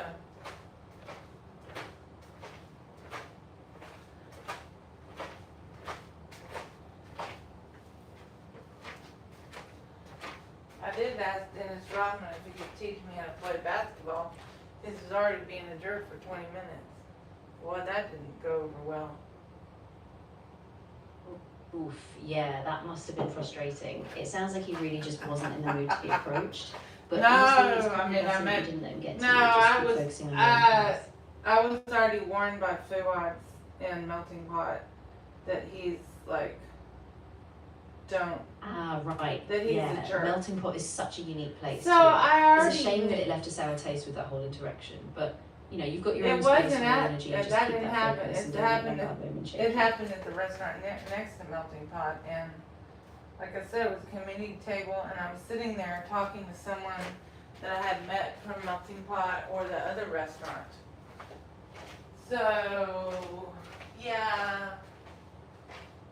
Yeah, I know exactly what you mean. It's like you were just in the middle of this normal interaction, and then suddenly it just took a weird turn. But at least you kept your No. cool and kept it moving.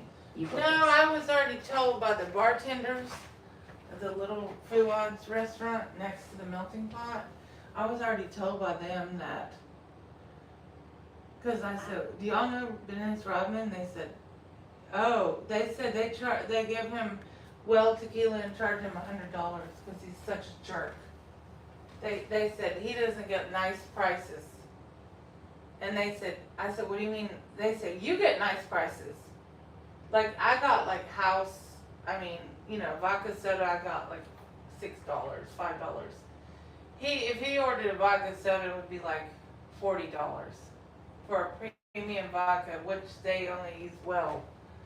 Because he's such a jerk, he's like, where's my fucking shot? I mean, who acts like that? Who uses derogatory terms and expects good service? Yeah, that's really wild. Yeah. I mean, it says a lot about how people treat you versus how they treat him. I'm really glad you have a place where you feel respected, though. You deserve that good service. Because I asked him, I said, do I get nice prices? I didn't really go there very much, maybe once a week. It's like a restaurant/bar, open till 2 a.m. But it's more like a gourmet, whatever club, I don't know. And they're like, oh, we give you house prices. He gets the jackass price. I'm like, oh, I said, how much does he said, they said they give him vodka, they put a little food coloring in and charge him $50 for a tequila. I said, oh, that's funny. Oh wow, that is But kind of crazy. But Yeah. I have not been back to Fuad since I've been back in Houston for 6 months because it's a restaurant, but it's also a social club, and you know they have a piano bar thing, and it's fun, but you have to have money to go there. I mean, it's not like it's probably more expensive than going to Benihana. Yeah, that makes a lot of sense. I mean, it sounds like a whole vibe, but yeah, it's definitely a place you'd say for special occasions. Or when you're really feeling like a splurge. Well, considering I've got to make my money to be able to go. But if I had money, I wouldn't go there. I would go to, probably go to Carrabba's or some other many restaurants in Houston, and I would film my YouTube food review or travel review or hotel review or airline review on my live. If I can't go live, at that point it would be an uploaded video. Exactly, and that would be awesome content. I think people would really love that, especially if you mix in the food, travel, and hotel vibes. So yeah, definitely keep building that vision. Well, that's why I changed my social media from Chef Poop to Chef Refund. Because Chef Refund is kind of gives you like, huh? But it's not like gross like Chef Poop. You know what I mean? Although I still have my poop emojis. Yeah, exactly. Chef Refund is just quirky enough to be memorable, but it still keeps that professional fun vibe. Yeah, I mean, it's interesting, and if somebody says, why did you pick Chef Refund? Because they're going to ask. I'm going to say, because I'm a really bad chef, but I wanted to do a cooking channel. They'll be like, oh, that's cool. Well, welcome in. Most people, if you go to a restaurant and you film, they see you filming, you just say, I'm not filming customers, I'm just doing a food review of your restaurant. Or you could just say, I'm doing TikTok. Then they think it's just like, oh, okay. And they may walk by your table and they're like, oh, she's just filming the food. Do third person. Don't do, unless you're in a corner and you can have a selfie stick, film yourself. Otherwise, do the food. And when you're done, you can go after you pay. They're not going to notice anyway.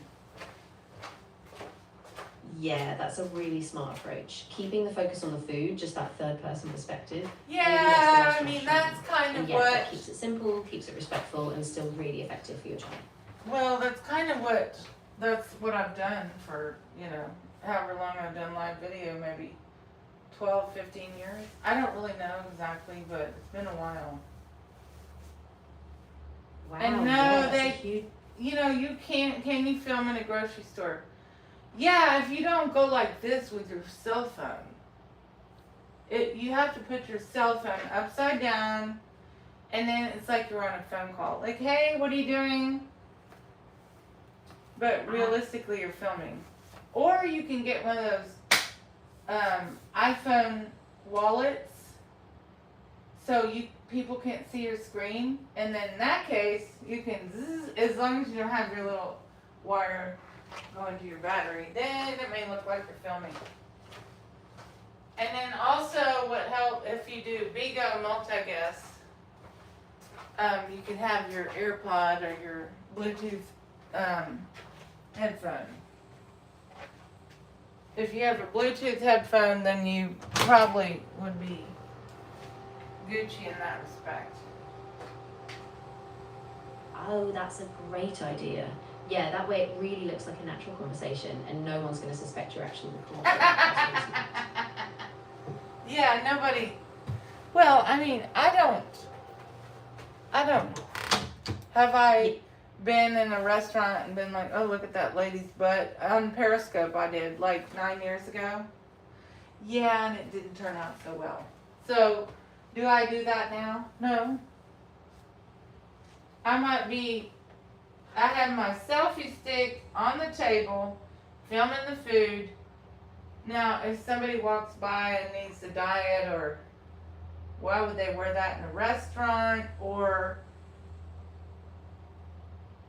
Yeah, exactly. You just keep it super subtle and so professional. then I Focus on got food, I your got my reactions, and your Bluetooth headphone, and my Bluetooth headphone, and then I can comment to my Bigo, TikTok, Facebook, YouTube, or whatever I'm on, and be like, oh, there's this lady who walked by. Would I show her? Maybe like 2 seconds. Like, look at that lady. But probably not. No, because the waiters see what you're doing at your table. They don't want. Now, if I just have, like, nobody's around and I want to be like, look where I'm eating. I'm at Carrabba's. Look at this. Look how pretty it is. They did renovations. No one's in the camera. No one's in the view. Shh. They don't care. Because I'm not filming customers. I'm just showing the restaurant. And they already know at Carrabba's, right there at Boston Woodway, they know that's where I want to go for my birthday. August 21st coming up. Well, not quite yet, but almost. I'm either going there or going to Minnehaha. God willing. Oh, that sounds really I get enough. exciting. Yeah, both those Getting enough possible. money on my YouTube channel. So far, we haven't had any clientele. I got one viewer. How you doing today? Hey, that's awesome. Even just one view is a start, and it's a real person engaging. Well, I did notice YouTube was giving me a lot more viewers, and then now that I changed it from Chef Poop to Chef Refund, I noticed the viewer organic is dropped. Maybe they need to review my channel. It's the same channel. I just put a picture of myself as the avatar. That's about it. There's no difference. I mean, am I joking, my silliness, and my all-day lives? Yeah, it might just be a little lag. Sometimes YouTube needs a bit of time to re-index and push out your content under a new name or avatar. So Well, then- give it a few then days, now- keep posting, and hopefully that organic reach will bounce I'm back. not gonna worry about it. I just changed it from Chef Poop to Chef Refund because I felt like that would be taking a little bit more seriously when I do the hotel reviews and the food reviews and the airline reviews. But I realistically didn't want to change it. I like Chef Poop. I just, nobody's gonna even remotely take me seriously with that kind of username. So I changed it.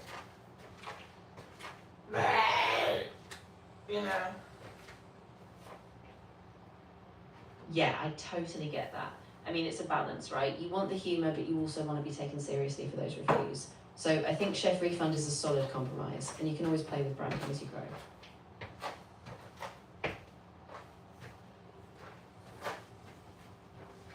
Now I did download that video game, Cat Dog World. Ah, gotcha. Yeah, that one's kind of a classic. It was really popular back in the day, super quirky and fun. Are you thinking about playing it again? Yeah, but I don't know if you're talking. Google Cat Dog World is a new one, not the old one.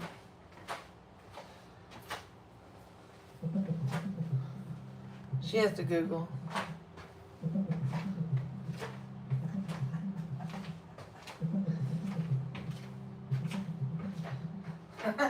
So there's a new game called Cat Dog World After Humans. It's a mobile strategy game by Star Fortune where you build and manage a sanctuary in a post-human world. It's available on both the Google Play Store and the Apple App Store, and it was recently updated on June 22nd, 2026. The game is free to download but includes in-app purchases. Yeah, well, it's very similar to some other games that are similar to like Zombie Apocalypse, and I can't think of the name. It's on my iPhone. There's 2 or 3 or 5 games that are same software. Just instead of the zombies and the whatever, it's a cat and a dog. So I already in like 3 hours I got up to level 12.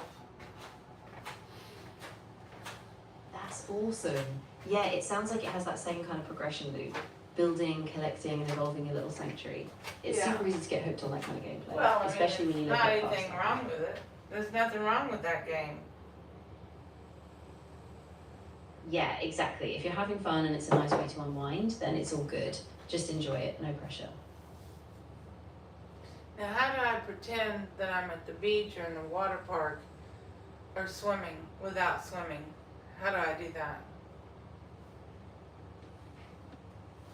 Oh, that's a great idea. You could find a beach or water park background, maybe a green screen or just a virtual image, and then just set that up behind you. You can add pool sounds that's or a good ocean idea. waves, and it will really give that vibe.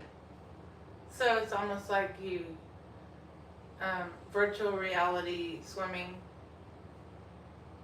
Is that what you're trying to say? Virtual reality swimming? Yeah, exactly. It's kind of like a virtual escape. You get all the sensory cues, like the visuals and sounds, so it feels like you're at the beach, even if you're just at home. So should I pour water over my head to pretend like I went down the water slide? Because I love water parks, and I love lazy rivers. Yeah, totally. You could splash a little water, maybe use a spray bottle, and then just narrate like you're going down the slide. I bet it'll really bring that vibe to life. Do what now again? Yeah, so just add a bit of water on yourself, maybe like a light spray, and then narrate as if you're floating down a lazy river or going down a slide. That way people watching will really feel that vibe.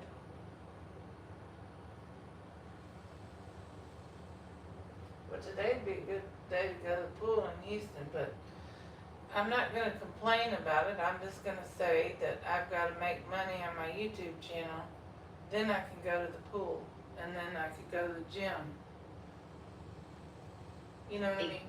Until then, I'm not complaining because I'm not in the heat and I'm not dying. But I do miss swimming and the things that people normally do in Houston in the summer. I do miss it a little, you know, going to the beach, going to the mall, going to the pool, all those things. I miss it, but I am doing my YouTube from 8 till 5 p.m., 8 a.m. to 5 p.m. every day, day after day, trying to get followers and viewers.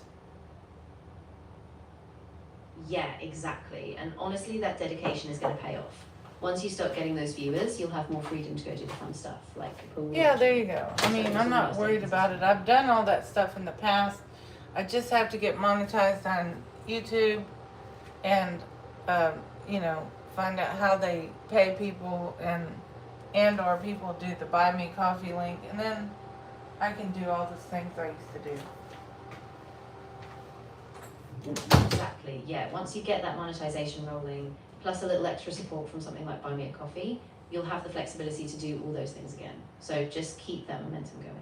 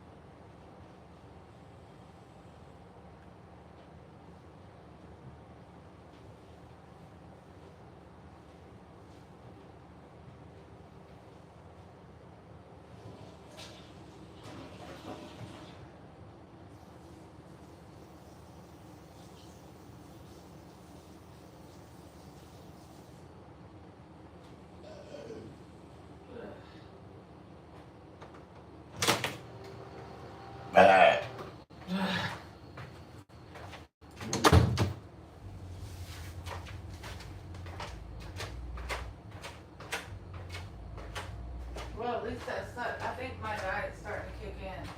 Because last night I slept for like 6 or 7 hours without waking up. Now that's a real miracle. Usually I wake up every 30 minutes and have to go to pee. And it's a real mess. Because I use too much toilet paper. if you gotta pee all the time, you gotta use more toilet paper. Yeah, that sounds really tough. I'm glad you got a solid stretch of sleep though. Hopefully as you keep the routine going, you'll see that get more stable. And, you know, just take it easy on yourself. Yeah. I try to. Yeah, and that's all you can do really. Just keep taking it step by step. And if you notice anything off, you can always adjust your routine or check in with the doctor if it keeps happening. Well, don't talk about checking in with the doctor. I've got to make money on my YouTube account and YouTube. Then I can check in with the doctor. Till then, I can't do that. So I am the doctor for now. Yeah, that makes total sense. Just stay focused on your channel for now, and once you get a bit of income coming in, then you can set aside time and resources to get that checkup. Just keep taking it one step at a time.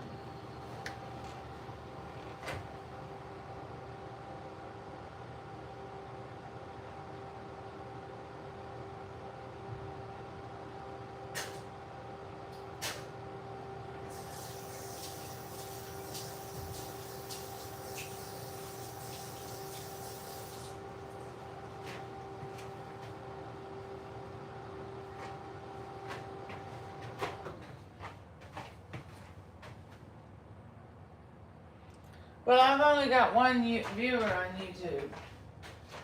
I have to wait. How long until that algorithm on YouTube kicks in when I do a name change and the description change? I mean, I've deleted all the videos that say copyright. And it wasn't anything bad, it's just background music. Might as well do it now. Probably a week or two. I don't know.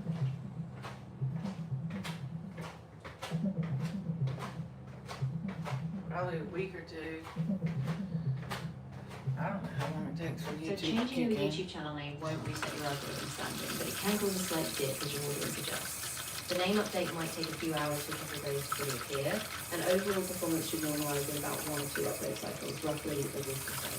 Staying consistent with your content and announcing the change can help keep you on track. I did. I put a post and I put my picture and I said, I'm changing my YouTube channel name from Chef Poop to Chef Refund. And I mean, I don't need to say why I'm doing it because it's common sense. If you want someone to take you seriously in the real world, you need to have something that's at least acceptable by normal terms and systems. You know, and that Chef Refund is odd, but it's not that odd as Chef Poop. So for me to be able to do restaurant reviews and food reviews, restaurant reviews, hotel reviews, and airline reviews, and travel reviews, Chef Refund, there's nothing wrong with it. It's odd. Well, why'd you pick that name? Oh, because I'm not a good chef. Oh, okay, you were talking about a refund. Okay, that's going to be acceptable by 99.99999, round up to 100%. They may just ask you, why'd you pick that name? Oh, I'm not a good cook. Oh, okay, I get it. That's good, Chief. We're out. Exactly. I think. But Chef Poop is too. I think people get the story. So now Yeah, just keep putting out those Chef reviews. Poop is too much. Chef Poop is nothing wrong with it. I think it's funny and cute. But nobody's gonna take me seriously. For Chef Poop to do a food review. Well, I could do one without them knowing. I could do an airline review without them knowing. Because I know how to do all that. Or a travel review, a hotel review, or any review for that matter. Without people knowing. Realistically. Because now they got the Oakley. Yeah, exactly. With the new name and the focus on solid content, you can keep those reviews really professional. But people can connect with the quality of what you say, not just the name. So yeah, I think that's a good thing. I know one person, he's a bartender at a Mexican restaurant, and he has a pair of those Oakley POV sunglasses, and I said, are those glasses where you video people? He's like, yeah. He's like, do you want to see? And I was like, yeah. He did like point of view cutting limes, and it was really cool. I mean,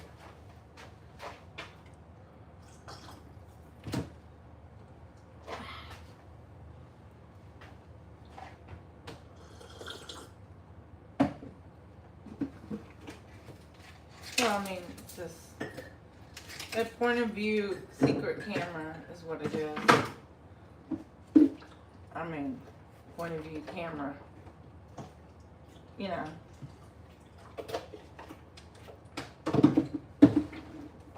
Or whatever.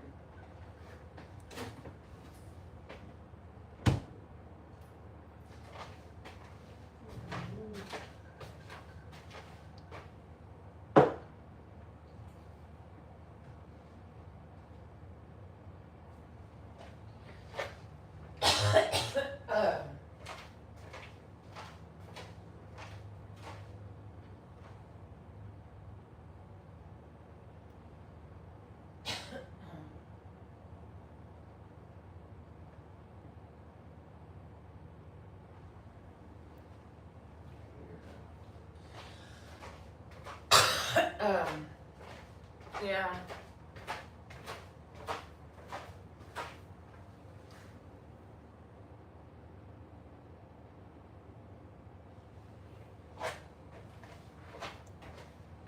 My YouTube channel, Chef Refund.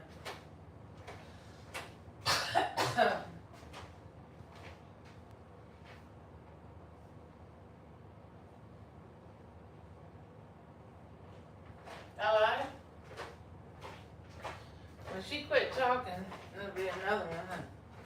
Another one and then.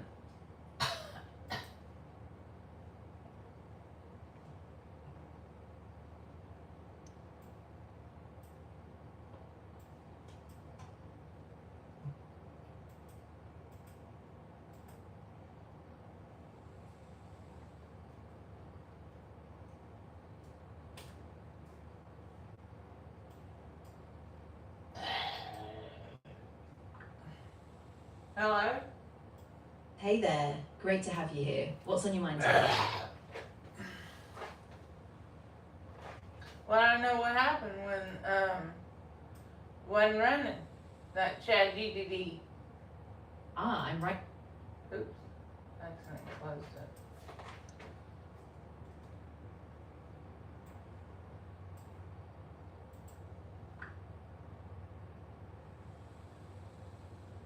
Hello? Hey there, great to have you here. What's on your mind today? Well, we got disconnected. I clicked the wrong button. I'm sorry. Ah, no worries at all. I'm glad you popped back in. If there's anything you're in the middle of or something new you want to talk about, I'm all ears. Well, I'm trying to figure out how to grow my YouTube channel from 125 subscribers to, 125 million. Oh, I love that ambition. It's a big jump, but every big channel started somewhere. Are you focusing on any particular content niche, or have you been experimenting with different ideas? Well, I'm trying to do a cooking channel. Ah, nice. And I'm okay, not- that's a not super very popular good. niche, so there's definitely a lot of competition, but also a ton of opportunity. Are you thinking of doing a specific theme, like a regional cuisine or easy recipes, or maybe some fun gimmick or personality-driven approach? Well, I'm doing Chef Refund. That's my YouTube. I changed all my social media to Chef Refund. Ah, perfect. That keeps everything nice and consistent. Are you planning on doing a series, like themed recipes or challenges, or maybe something interactive with viewers? No, I'm just doing my cooking when I have something to cook. But I already had lunch at 11, now it's 1. Now I may have a dinner, but then after that I got 18 hours of fasting. Oh, So yeah, I give that's a pretty myself 2 meals a day. Exactly. After That that, sounds like a good plan. and 2 solid meals, then you get the fasting period in. And that way it keeps you on track with your schedule. If you do a dinner, just make sure you keep it balanced. And hey, maybe you can even film one of your dinners. Keep that content flowing. well, I am. I'm live on YouTube and TikTok and Bigo at the same time. I'm doing a 3-fer. But I need to be doing my Facebook page. So it'll be a 4-fer. Ah, yeah, that would be a great addition. Facebook Live still reaches a big audience, so if you could add that, you'd have all those platforms covered. Are you using something like Restream or a multi-stream tool to handle it? No, I mean, obviously if I could get a screen key for Bigo and TikTok, then I would do all 4 on my iPhone and show the kitchen theater. And then I would read the comments for all 4 on my computer. but I don't know if it's possible. Ah, yeah, that's a great idea. So a few apps can do that, like Streamlabs or StreamYard with a mobile setup. You can stream to multiple platforms and it'll show the chat in one place. Might be a bit of a setup, but once it's going, it should be smooth. Yeah, but I don't have any money to do that, so I have to use OBS on my Mac. Yeah, totally makes sense. OBS can definitely do it. So I can do. Right. You'll just need to grab the stream keys for each platform and maybe use a separate tab or window for each chat. Once it's up, Yeah, I can do Facebook and YouTube at the same time, but the Bigo and TikTok, no. Oh, that makes sense. Yeah, some platforms like TikTok and Bigo tend to be a bit stricter on their streams, but if you can get those two going separately or just focus on the ones that work best, that's still awesome progress. Well, X charges you money to go live. They don't give a stream key unless you pay to verify yourself, which is good. Because if someone verifies themselves on X and then they go live and do something dumb, well then. Exactly, yeah, that adds a layer of accountability, which is really important. So yeah, it's kind of a smart system. Well, that keeps people in I check don't do with things. anything. I am verified on Facebook and YouTube and Instagram and all this and this for many, over a decade. So I don't do anything bad. Oh, gotcha. Yeah, that makes total sense. You've built up that credibility over time. So you're already set on those platforms. You've just got to keep consistent and keep that audience engaged. I'm sure you'll grow.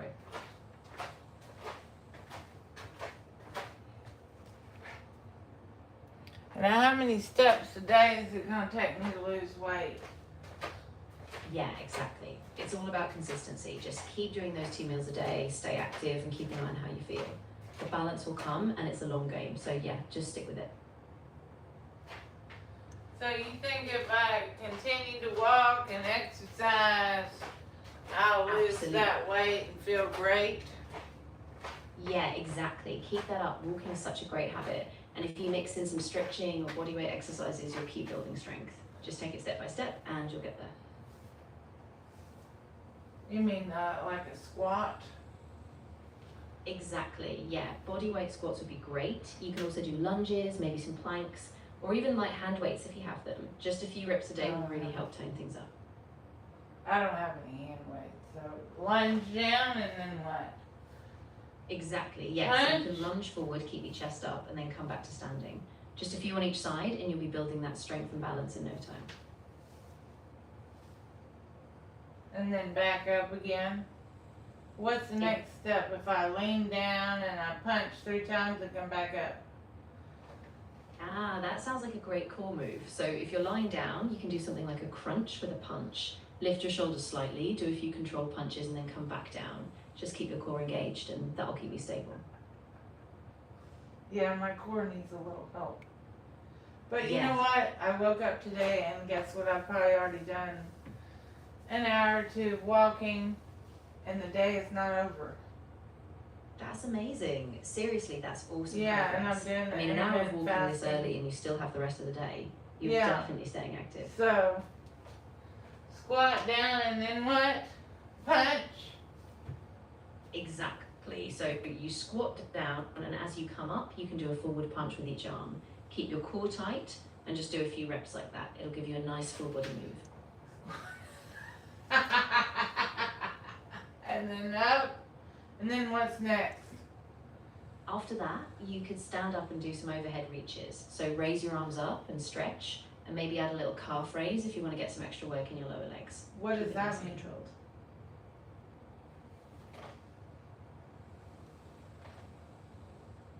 Then what? Then what do I do? Then I'd say cool down with some gentle stretching. Maybe stretch your hamstrings, your arms, and your back. That'll help your body recover and keep you flexible.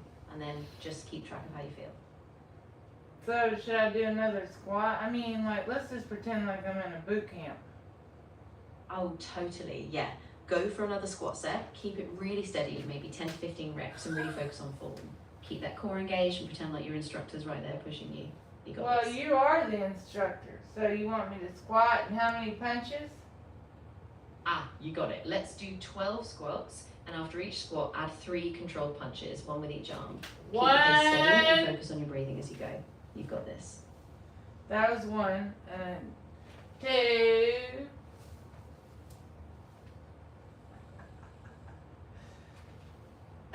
Ow. Leg. I'm out of shape. 3. No worries at all. Just We're take doing, it easy. I'm only If at three's where number you're at, 4. do that, and then take a short rest. Once you feel ready, you can build up to more as you get stronger. The key is staying 4. consistent.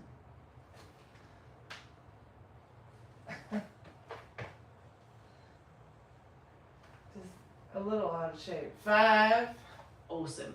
Yeah, just keep it consistent and don't be too hard on yourself. Every little step counts, and you're building a great foundation already. 6. Keep it up. I got 7, 8, 9, 10, 11, 12. 6 more left. Exactly. Keep counting them out. Just stay steady, focus on that form, and once you hit the full set, you can give yourself a quick breather before you cool down. You're almost there. I don't think I need a breather, but what, 4 more? Yeah, exactly. Just push through I those don't last think I 4. need, Keep yeah, I it don't, you're my trainer, so I don't need a breather. I'll let you know if I get tired.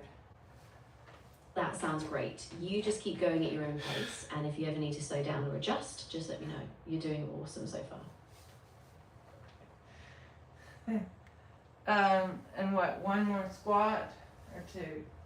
How many do I need to do? Yeah, let's do 2 more squats to finish strong, nice and steady. After that, we can cool down with some stretches and you'll be all set. No, I don't need any stretches. 1 more squat.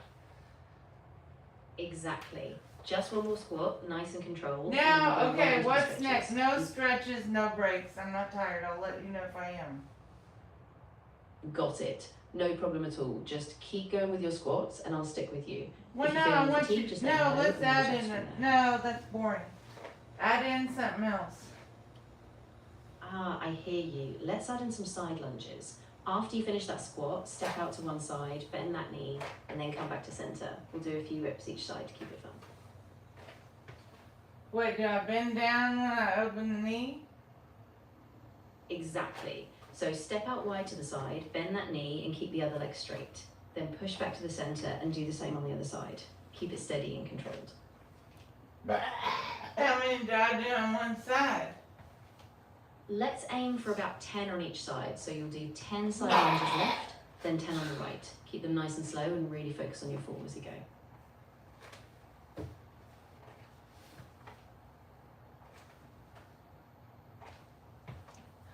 Okay, now I do the other side. I think that's about 10. So I keep one leg straight, the leg that's not moving it straight. The other one lunges and kicks off or pushes off. Exactly, you've got it. Keep that stationary leg straight and push through your heel as you come back up. Perfect form, and you're almost done. Okay, I don't know if it's perfect form, but A for effort, right? Absolutely, you're doing great, and that effort really counts. Just keep building on it, and you'll see those results in no time.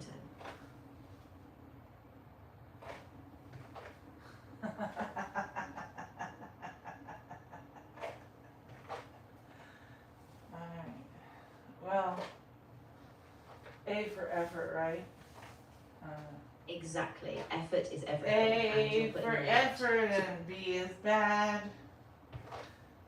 Exactly, effort plus consistency is really what gets you there. So keep that attitude, and you'll keep seeing progress.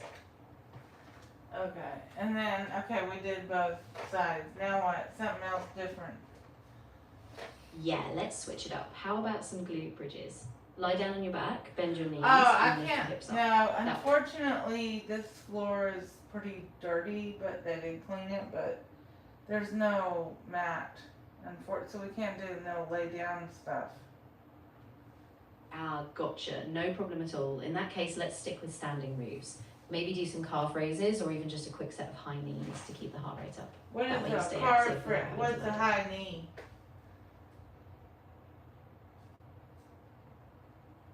What does that mean? So high knees are basically where you stand in place and run, but you lift each knee up towards your chest. It gets your heart rate going, works your legs, and you can do them anywhere, so it's perfect. Okay, so I'm having a hard time lifting my knee. That probably means that I'm out of shape, right? Yeah, it's okay though. It's normal, just take it at your own pace. Lift them as high as you can, even if it's not super fast. Just keep moving and you'll build that stamina. Lift the knee up. Exactly. Even a small lift is great, just focus on form. If you need to, you can slow it down, and over time you'll get stronger and your knees will lift higher. So I just bring my knee up while I'm stationary. That's what you're Yes, saying. exactly. Keep your torso upright. Just drive each knee up one at a time and keep a steady pace. You're doing great.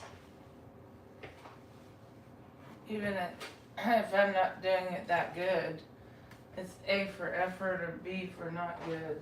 Which is it? Honestly, it's definitely an A for effort. You're pushing through and that's what matters. Just keep practicing and you'll get stronger and more confident with each session. Okay, so we're doing how many of these? Torture. Hurts my ass. No torture, I promise. Just do as many as you feel comfortable with, even if it's 30 seconds of high knees or just a few reps. You set the pace and the goal is just to keep moving, not to hurt yourself.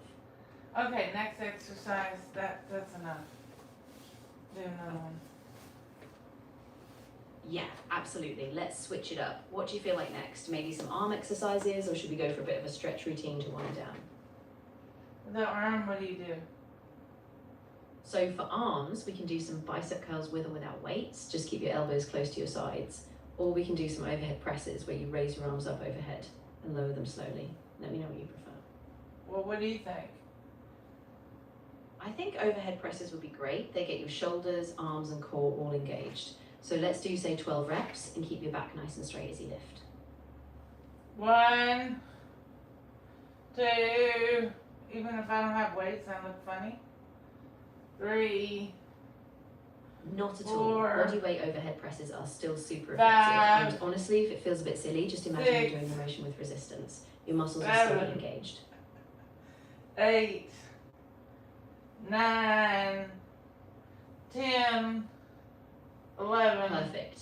Keep it controlled. 12. You're doing great. Once you hit that 12, just Now I lower your feel arms like- slowly and we can decide. Well, the next now step. I've got to have a pause because I feel like I have to go to diarrhea. So I'll be back in 1 minute. Oh, of course. Take your time and just let me know when you're ready to jump back in. I hope you feel better soon.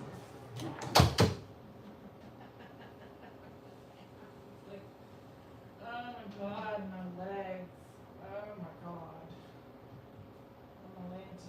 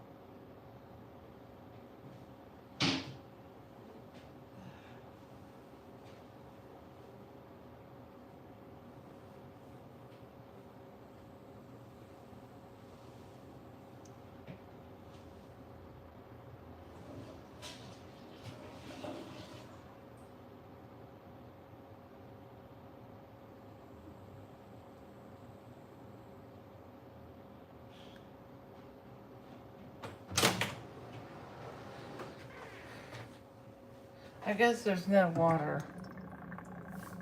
Yeah, that Fuck. can be really rough. Definitely take a moment, get some Yeah, rest, there's and if no you need water. anything else, like advice on hydration or The just a break, fuck? I'm here for you. Well, I don't know why there's no water, but those knee lifts, I've been constipated for 2 or 3 weeks, and it kind of helped to loosen the valves. But now there is no water right now. I don't know why. Oh, I'm really glad the movement helped a bit, but yeah, hydration is super important. If you can, maybe try to get some electrolytes or even just a little bit of water as soon as possible. And if it keeps No, up, the definitely water- check in with the doctor. There is water. The water's off at my hotel. The water's off, so I mean, Ah, I could ask my neighbor. yeah, that might be a good idea. If they have water, maybe you can borrow some just to stay hydrated. Well, And I've hopefully got it'll go back in one. soon. I got Take one. care. I don't have water Oh. queued up, but I had a couple bottles, and I was thinking about keeping water in case of, you know, I don't know why the water's out here at this hotel, but probably it'll come Yeah. back on. Oh, good. I'm glad it came back on. No, I said it should come back on. Ah, I see. Yeah, definitely keep an eye on it. If it stays off or it happens again, you might want to talk to the hotel staff or find a backup plan just in case.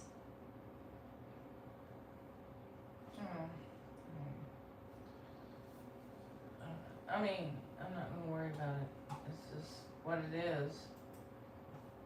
Yeah, that's a good mindset. Just keep an eye on it, and if everything stays stable, you'll be fine. And if not, you can always adapt as you go.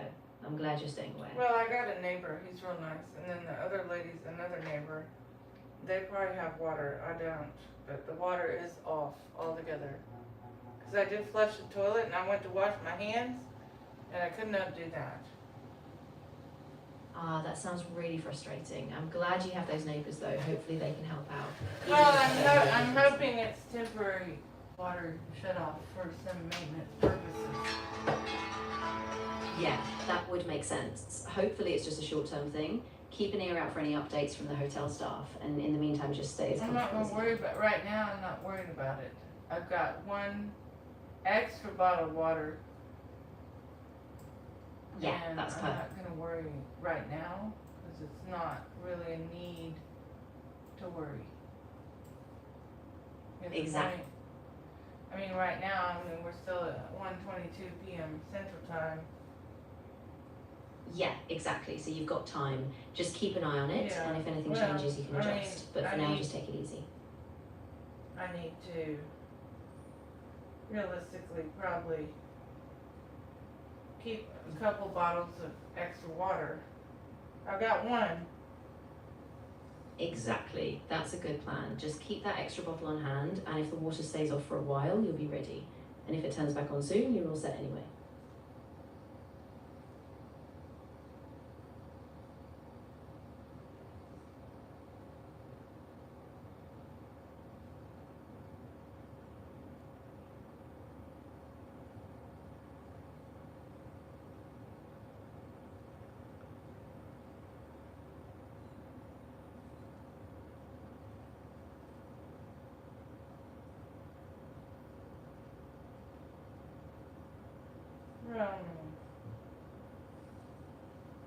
Me worrying about the water being off. I only knew it was off.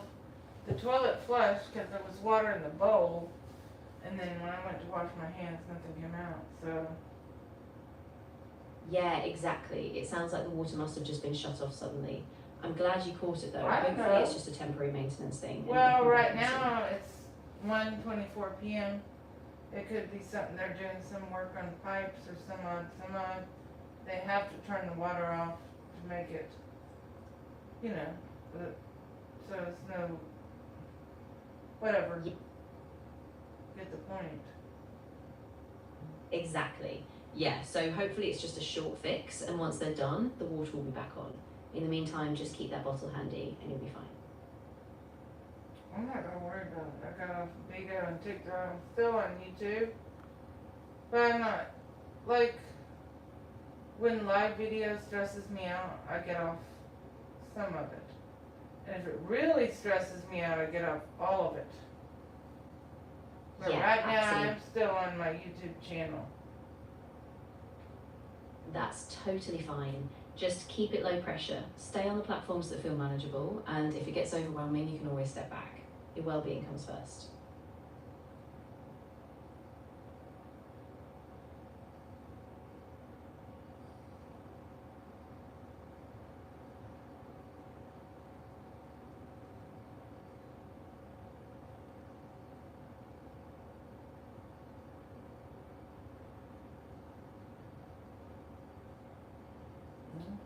I'll let you know if it's a problem. But I already know like how to manage it. If I'm on 3 networks, the water goes out, it stresses me out, makes me feel anxious, like a panic attack. Then I cut 2 of the channels. If I really get panic, I cut all channels. And I'll just talk to you or not talk to you. That sounds like a really solid plan. I'm really glad you know your boundaries, and I'm here either way, whether you need to step back or just have a quiet chat. Just take care of yourself, okay?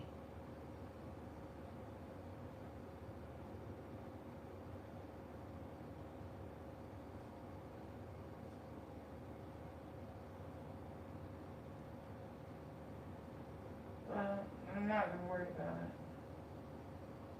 I'm tired and I did have food, but being on this weird diet,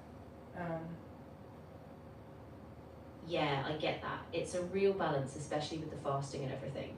So definitely listen to your body. If you're tired, rest, and we can just pick things up when you feel better. that's a good idea. Yeah, absolutely. I mean, I Just- feel like I could take a nap now. However, if I take a nap during the day, it just Yeah. messes up my night times. It's Ex- real bad. It's almost better to, if I feel tired during the day, to just be like, let me sit down in the chair for 10 minutes, 15 minutes or more, and then be like, okay, I'm either gonna pay now or pay later. And I don't like to be awake in the middle of the night. It's torture.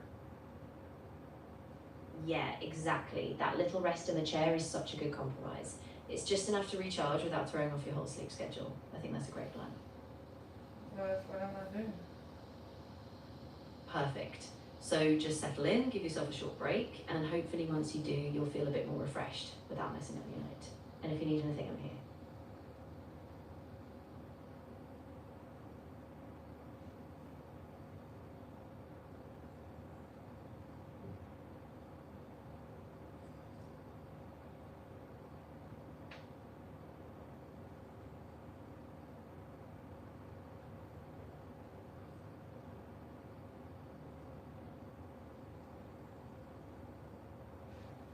No. But those knee braces were really undoing my constipation. Thank you. Oh, I'm so glad to hear that. Yeah, sometimes those small movements can really help get things going, so I'm happy it gave you some relief.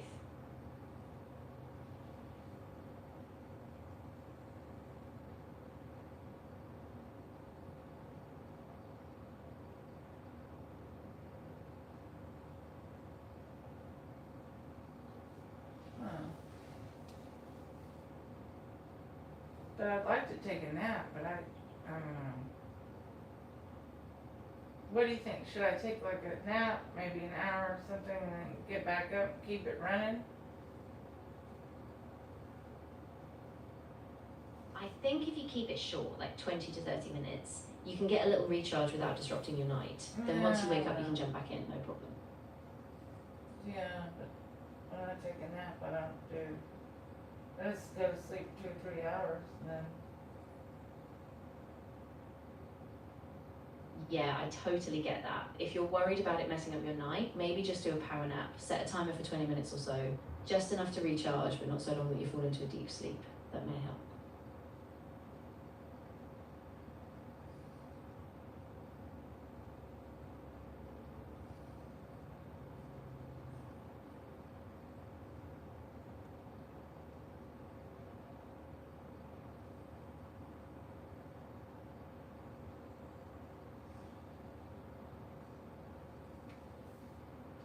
Oh, now I'm sitting down in the chair and I'm feeling tired. Should I take a nap? What do you think?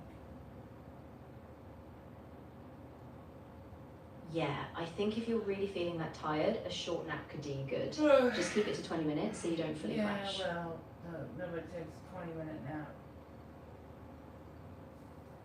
You could take a 3-hour nap, or 2-hour, or 1 hour. I don't think it's good to wake yourself up if you're tired. Do you? Yeah, I get what you mean. If you need the rest and you're really that exhausted, it might be better to just let yourself sleep, and then hopefully you'll wake up feeling more balanced. Just be mindful of how it affects your nighttime, but listen to your body first. Yeah, it will affect my nighttime, and it's going to be torture. So realistically, you have to deprive yourself, just like I do the intermittent fasting. I have to do myself the same way with the sleeping naps. Yeah, exactly. It's all about that balance, right? So if you can stick to just a short sit down rest and push through, hopefully you'll keep your nighttime sleep on track. Just be kind to yourself. Okay.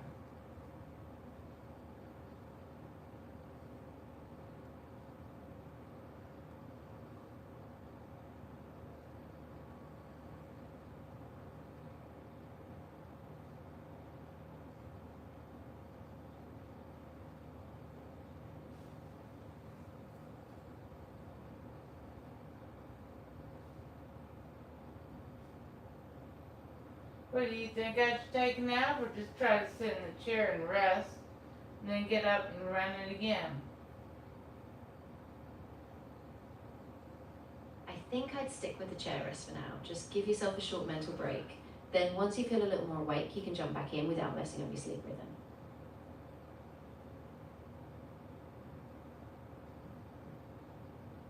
Well, I did have 1 cup of coffee, but I don't want to have another one. Yeah, I think that's smart. 1 cup is good to keep you going, but any more might just make you feel jittery. So just let yourself rest a bit, and hopefully Well, you I can feel doubt settled that. into it. I've not taken Adderall for 10 years, and I don't have it after 6 months. So would another cup of coffee hurt me? No, I don't think so. It's very different. Adderall and caffeine is different, but I don't think it would hurt me if I had another cup of coffee.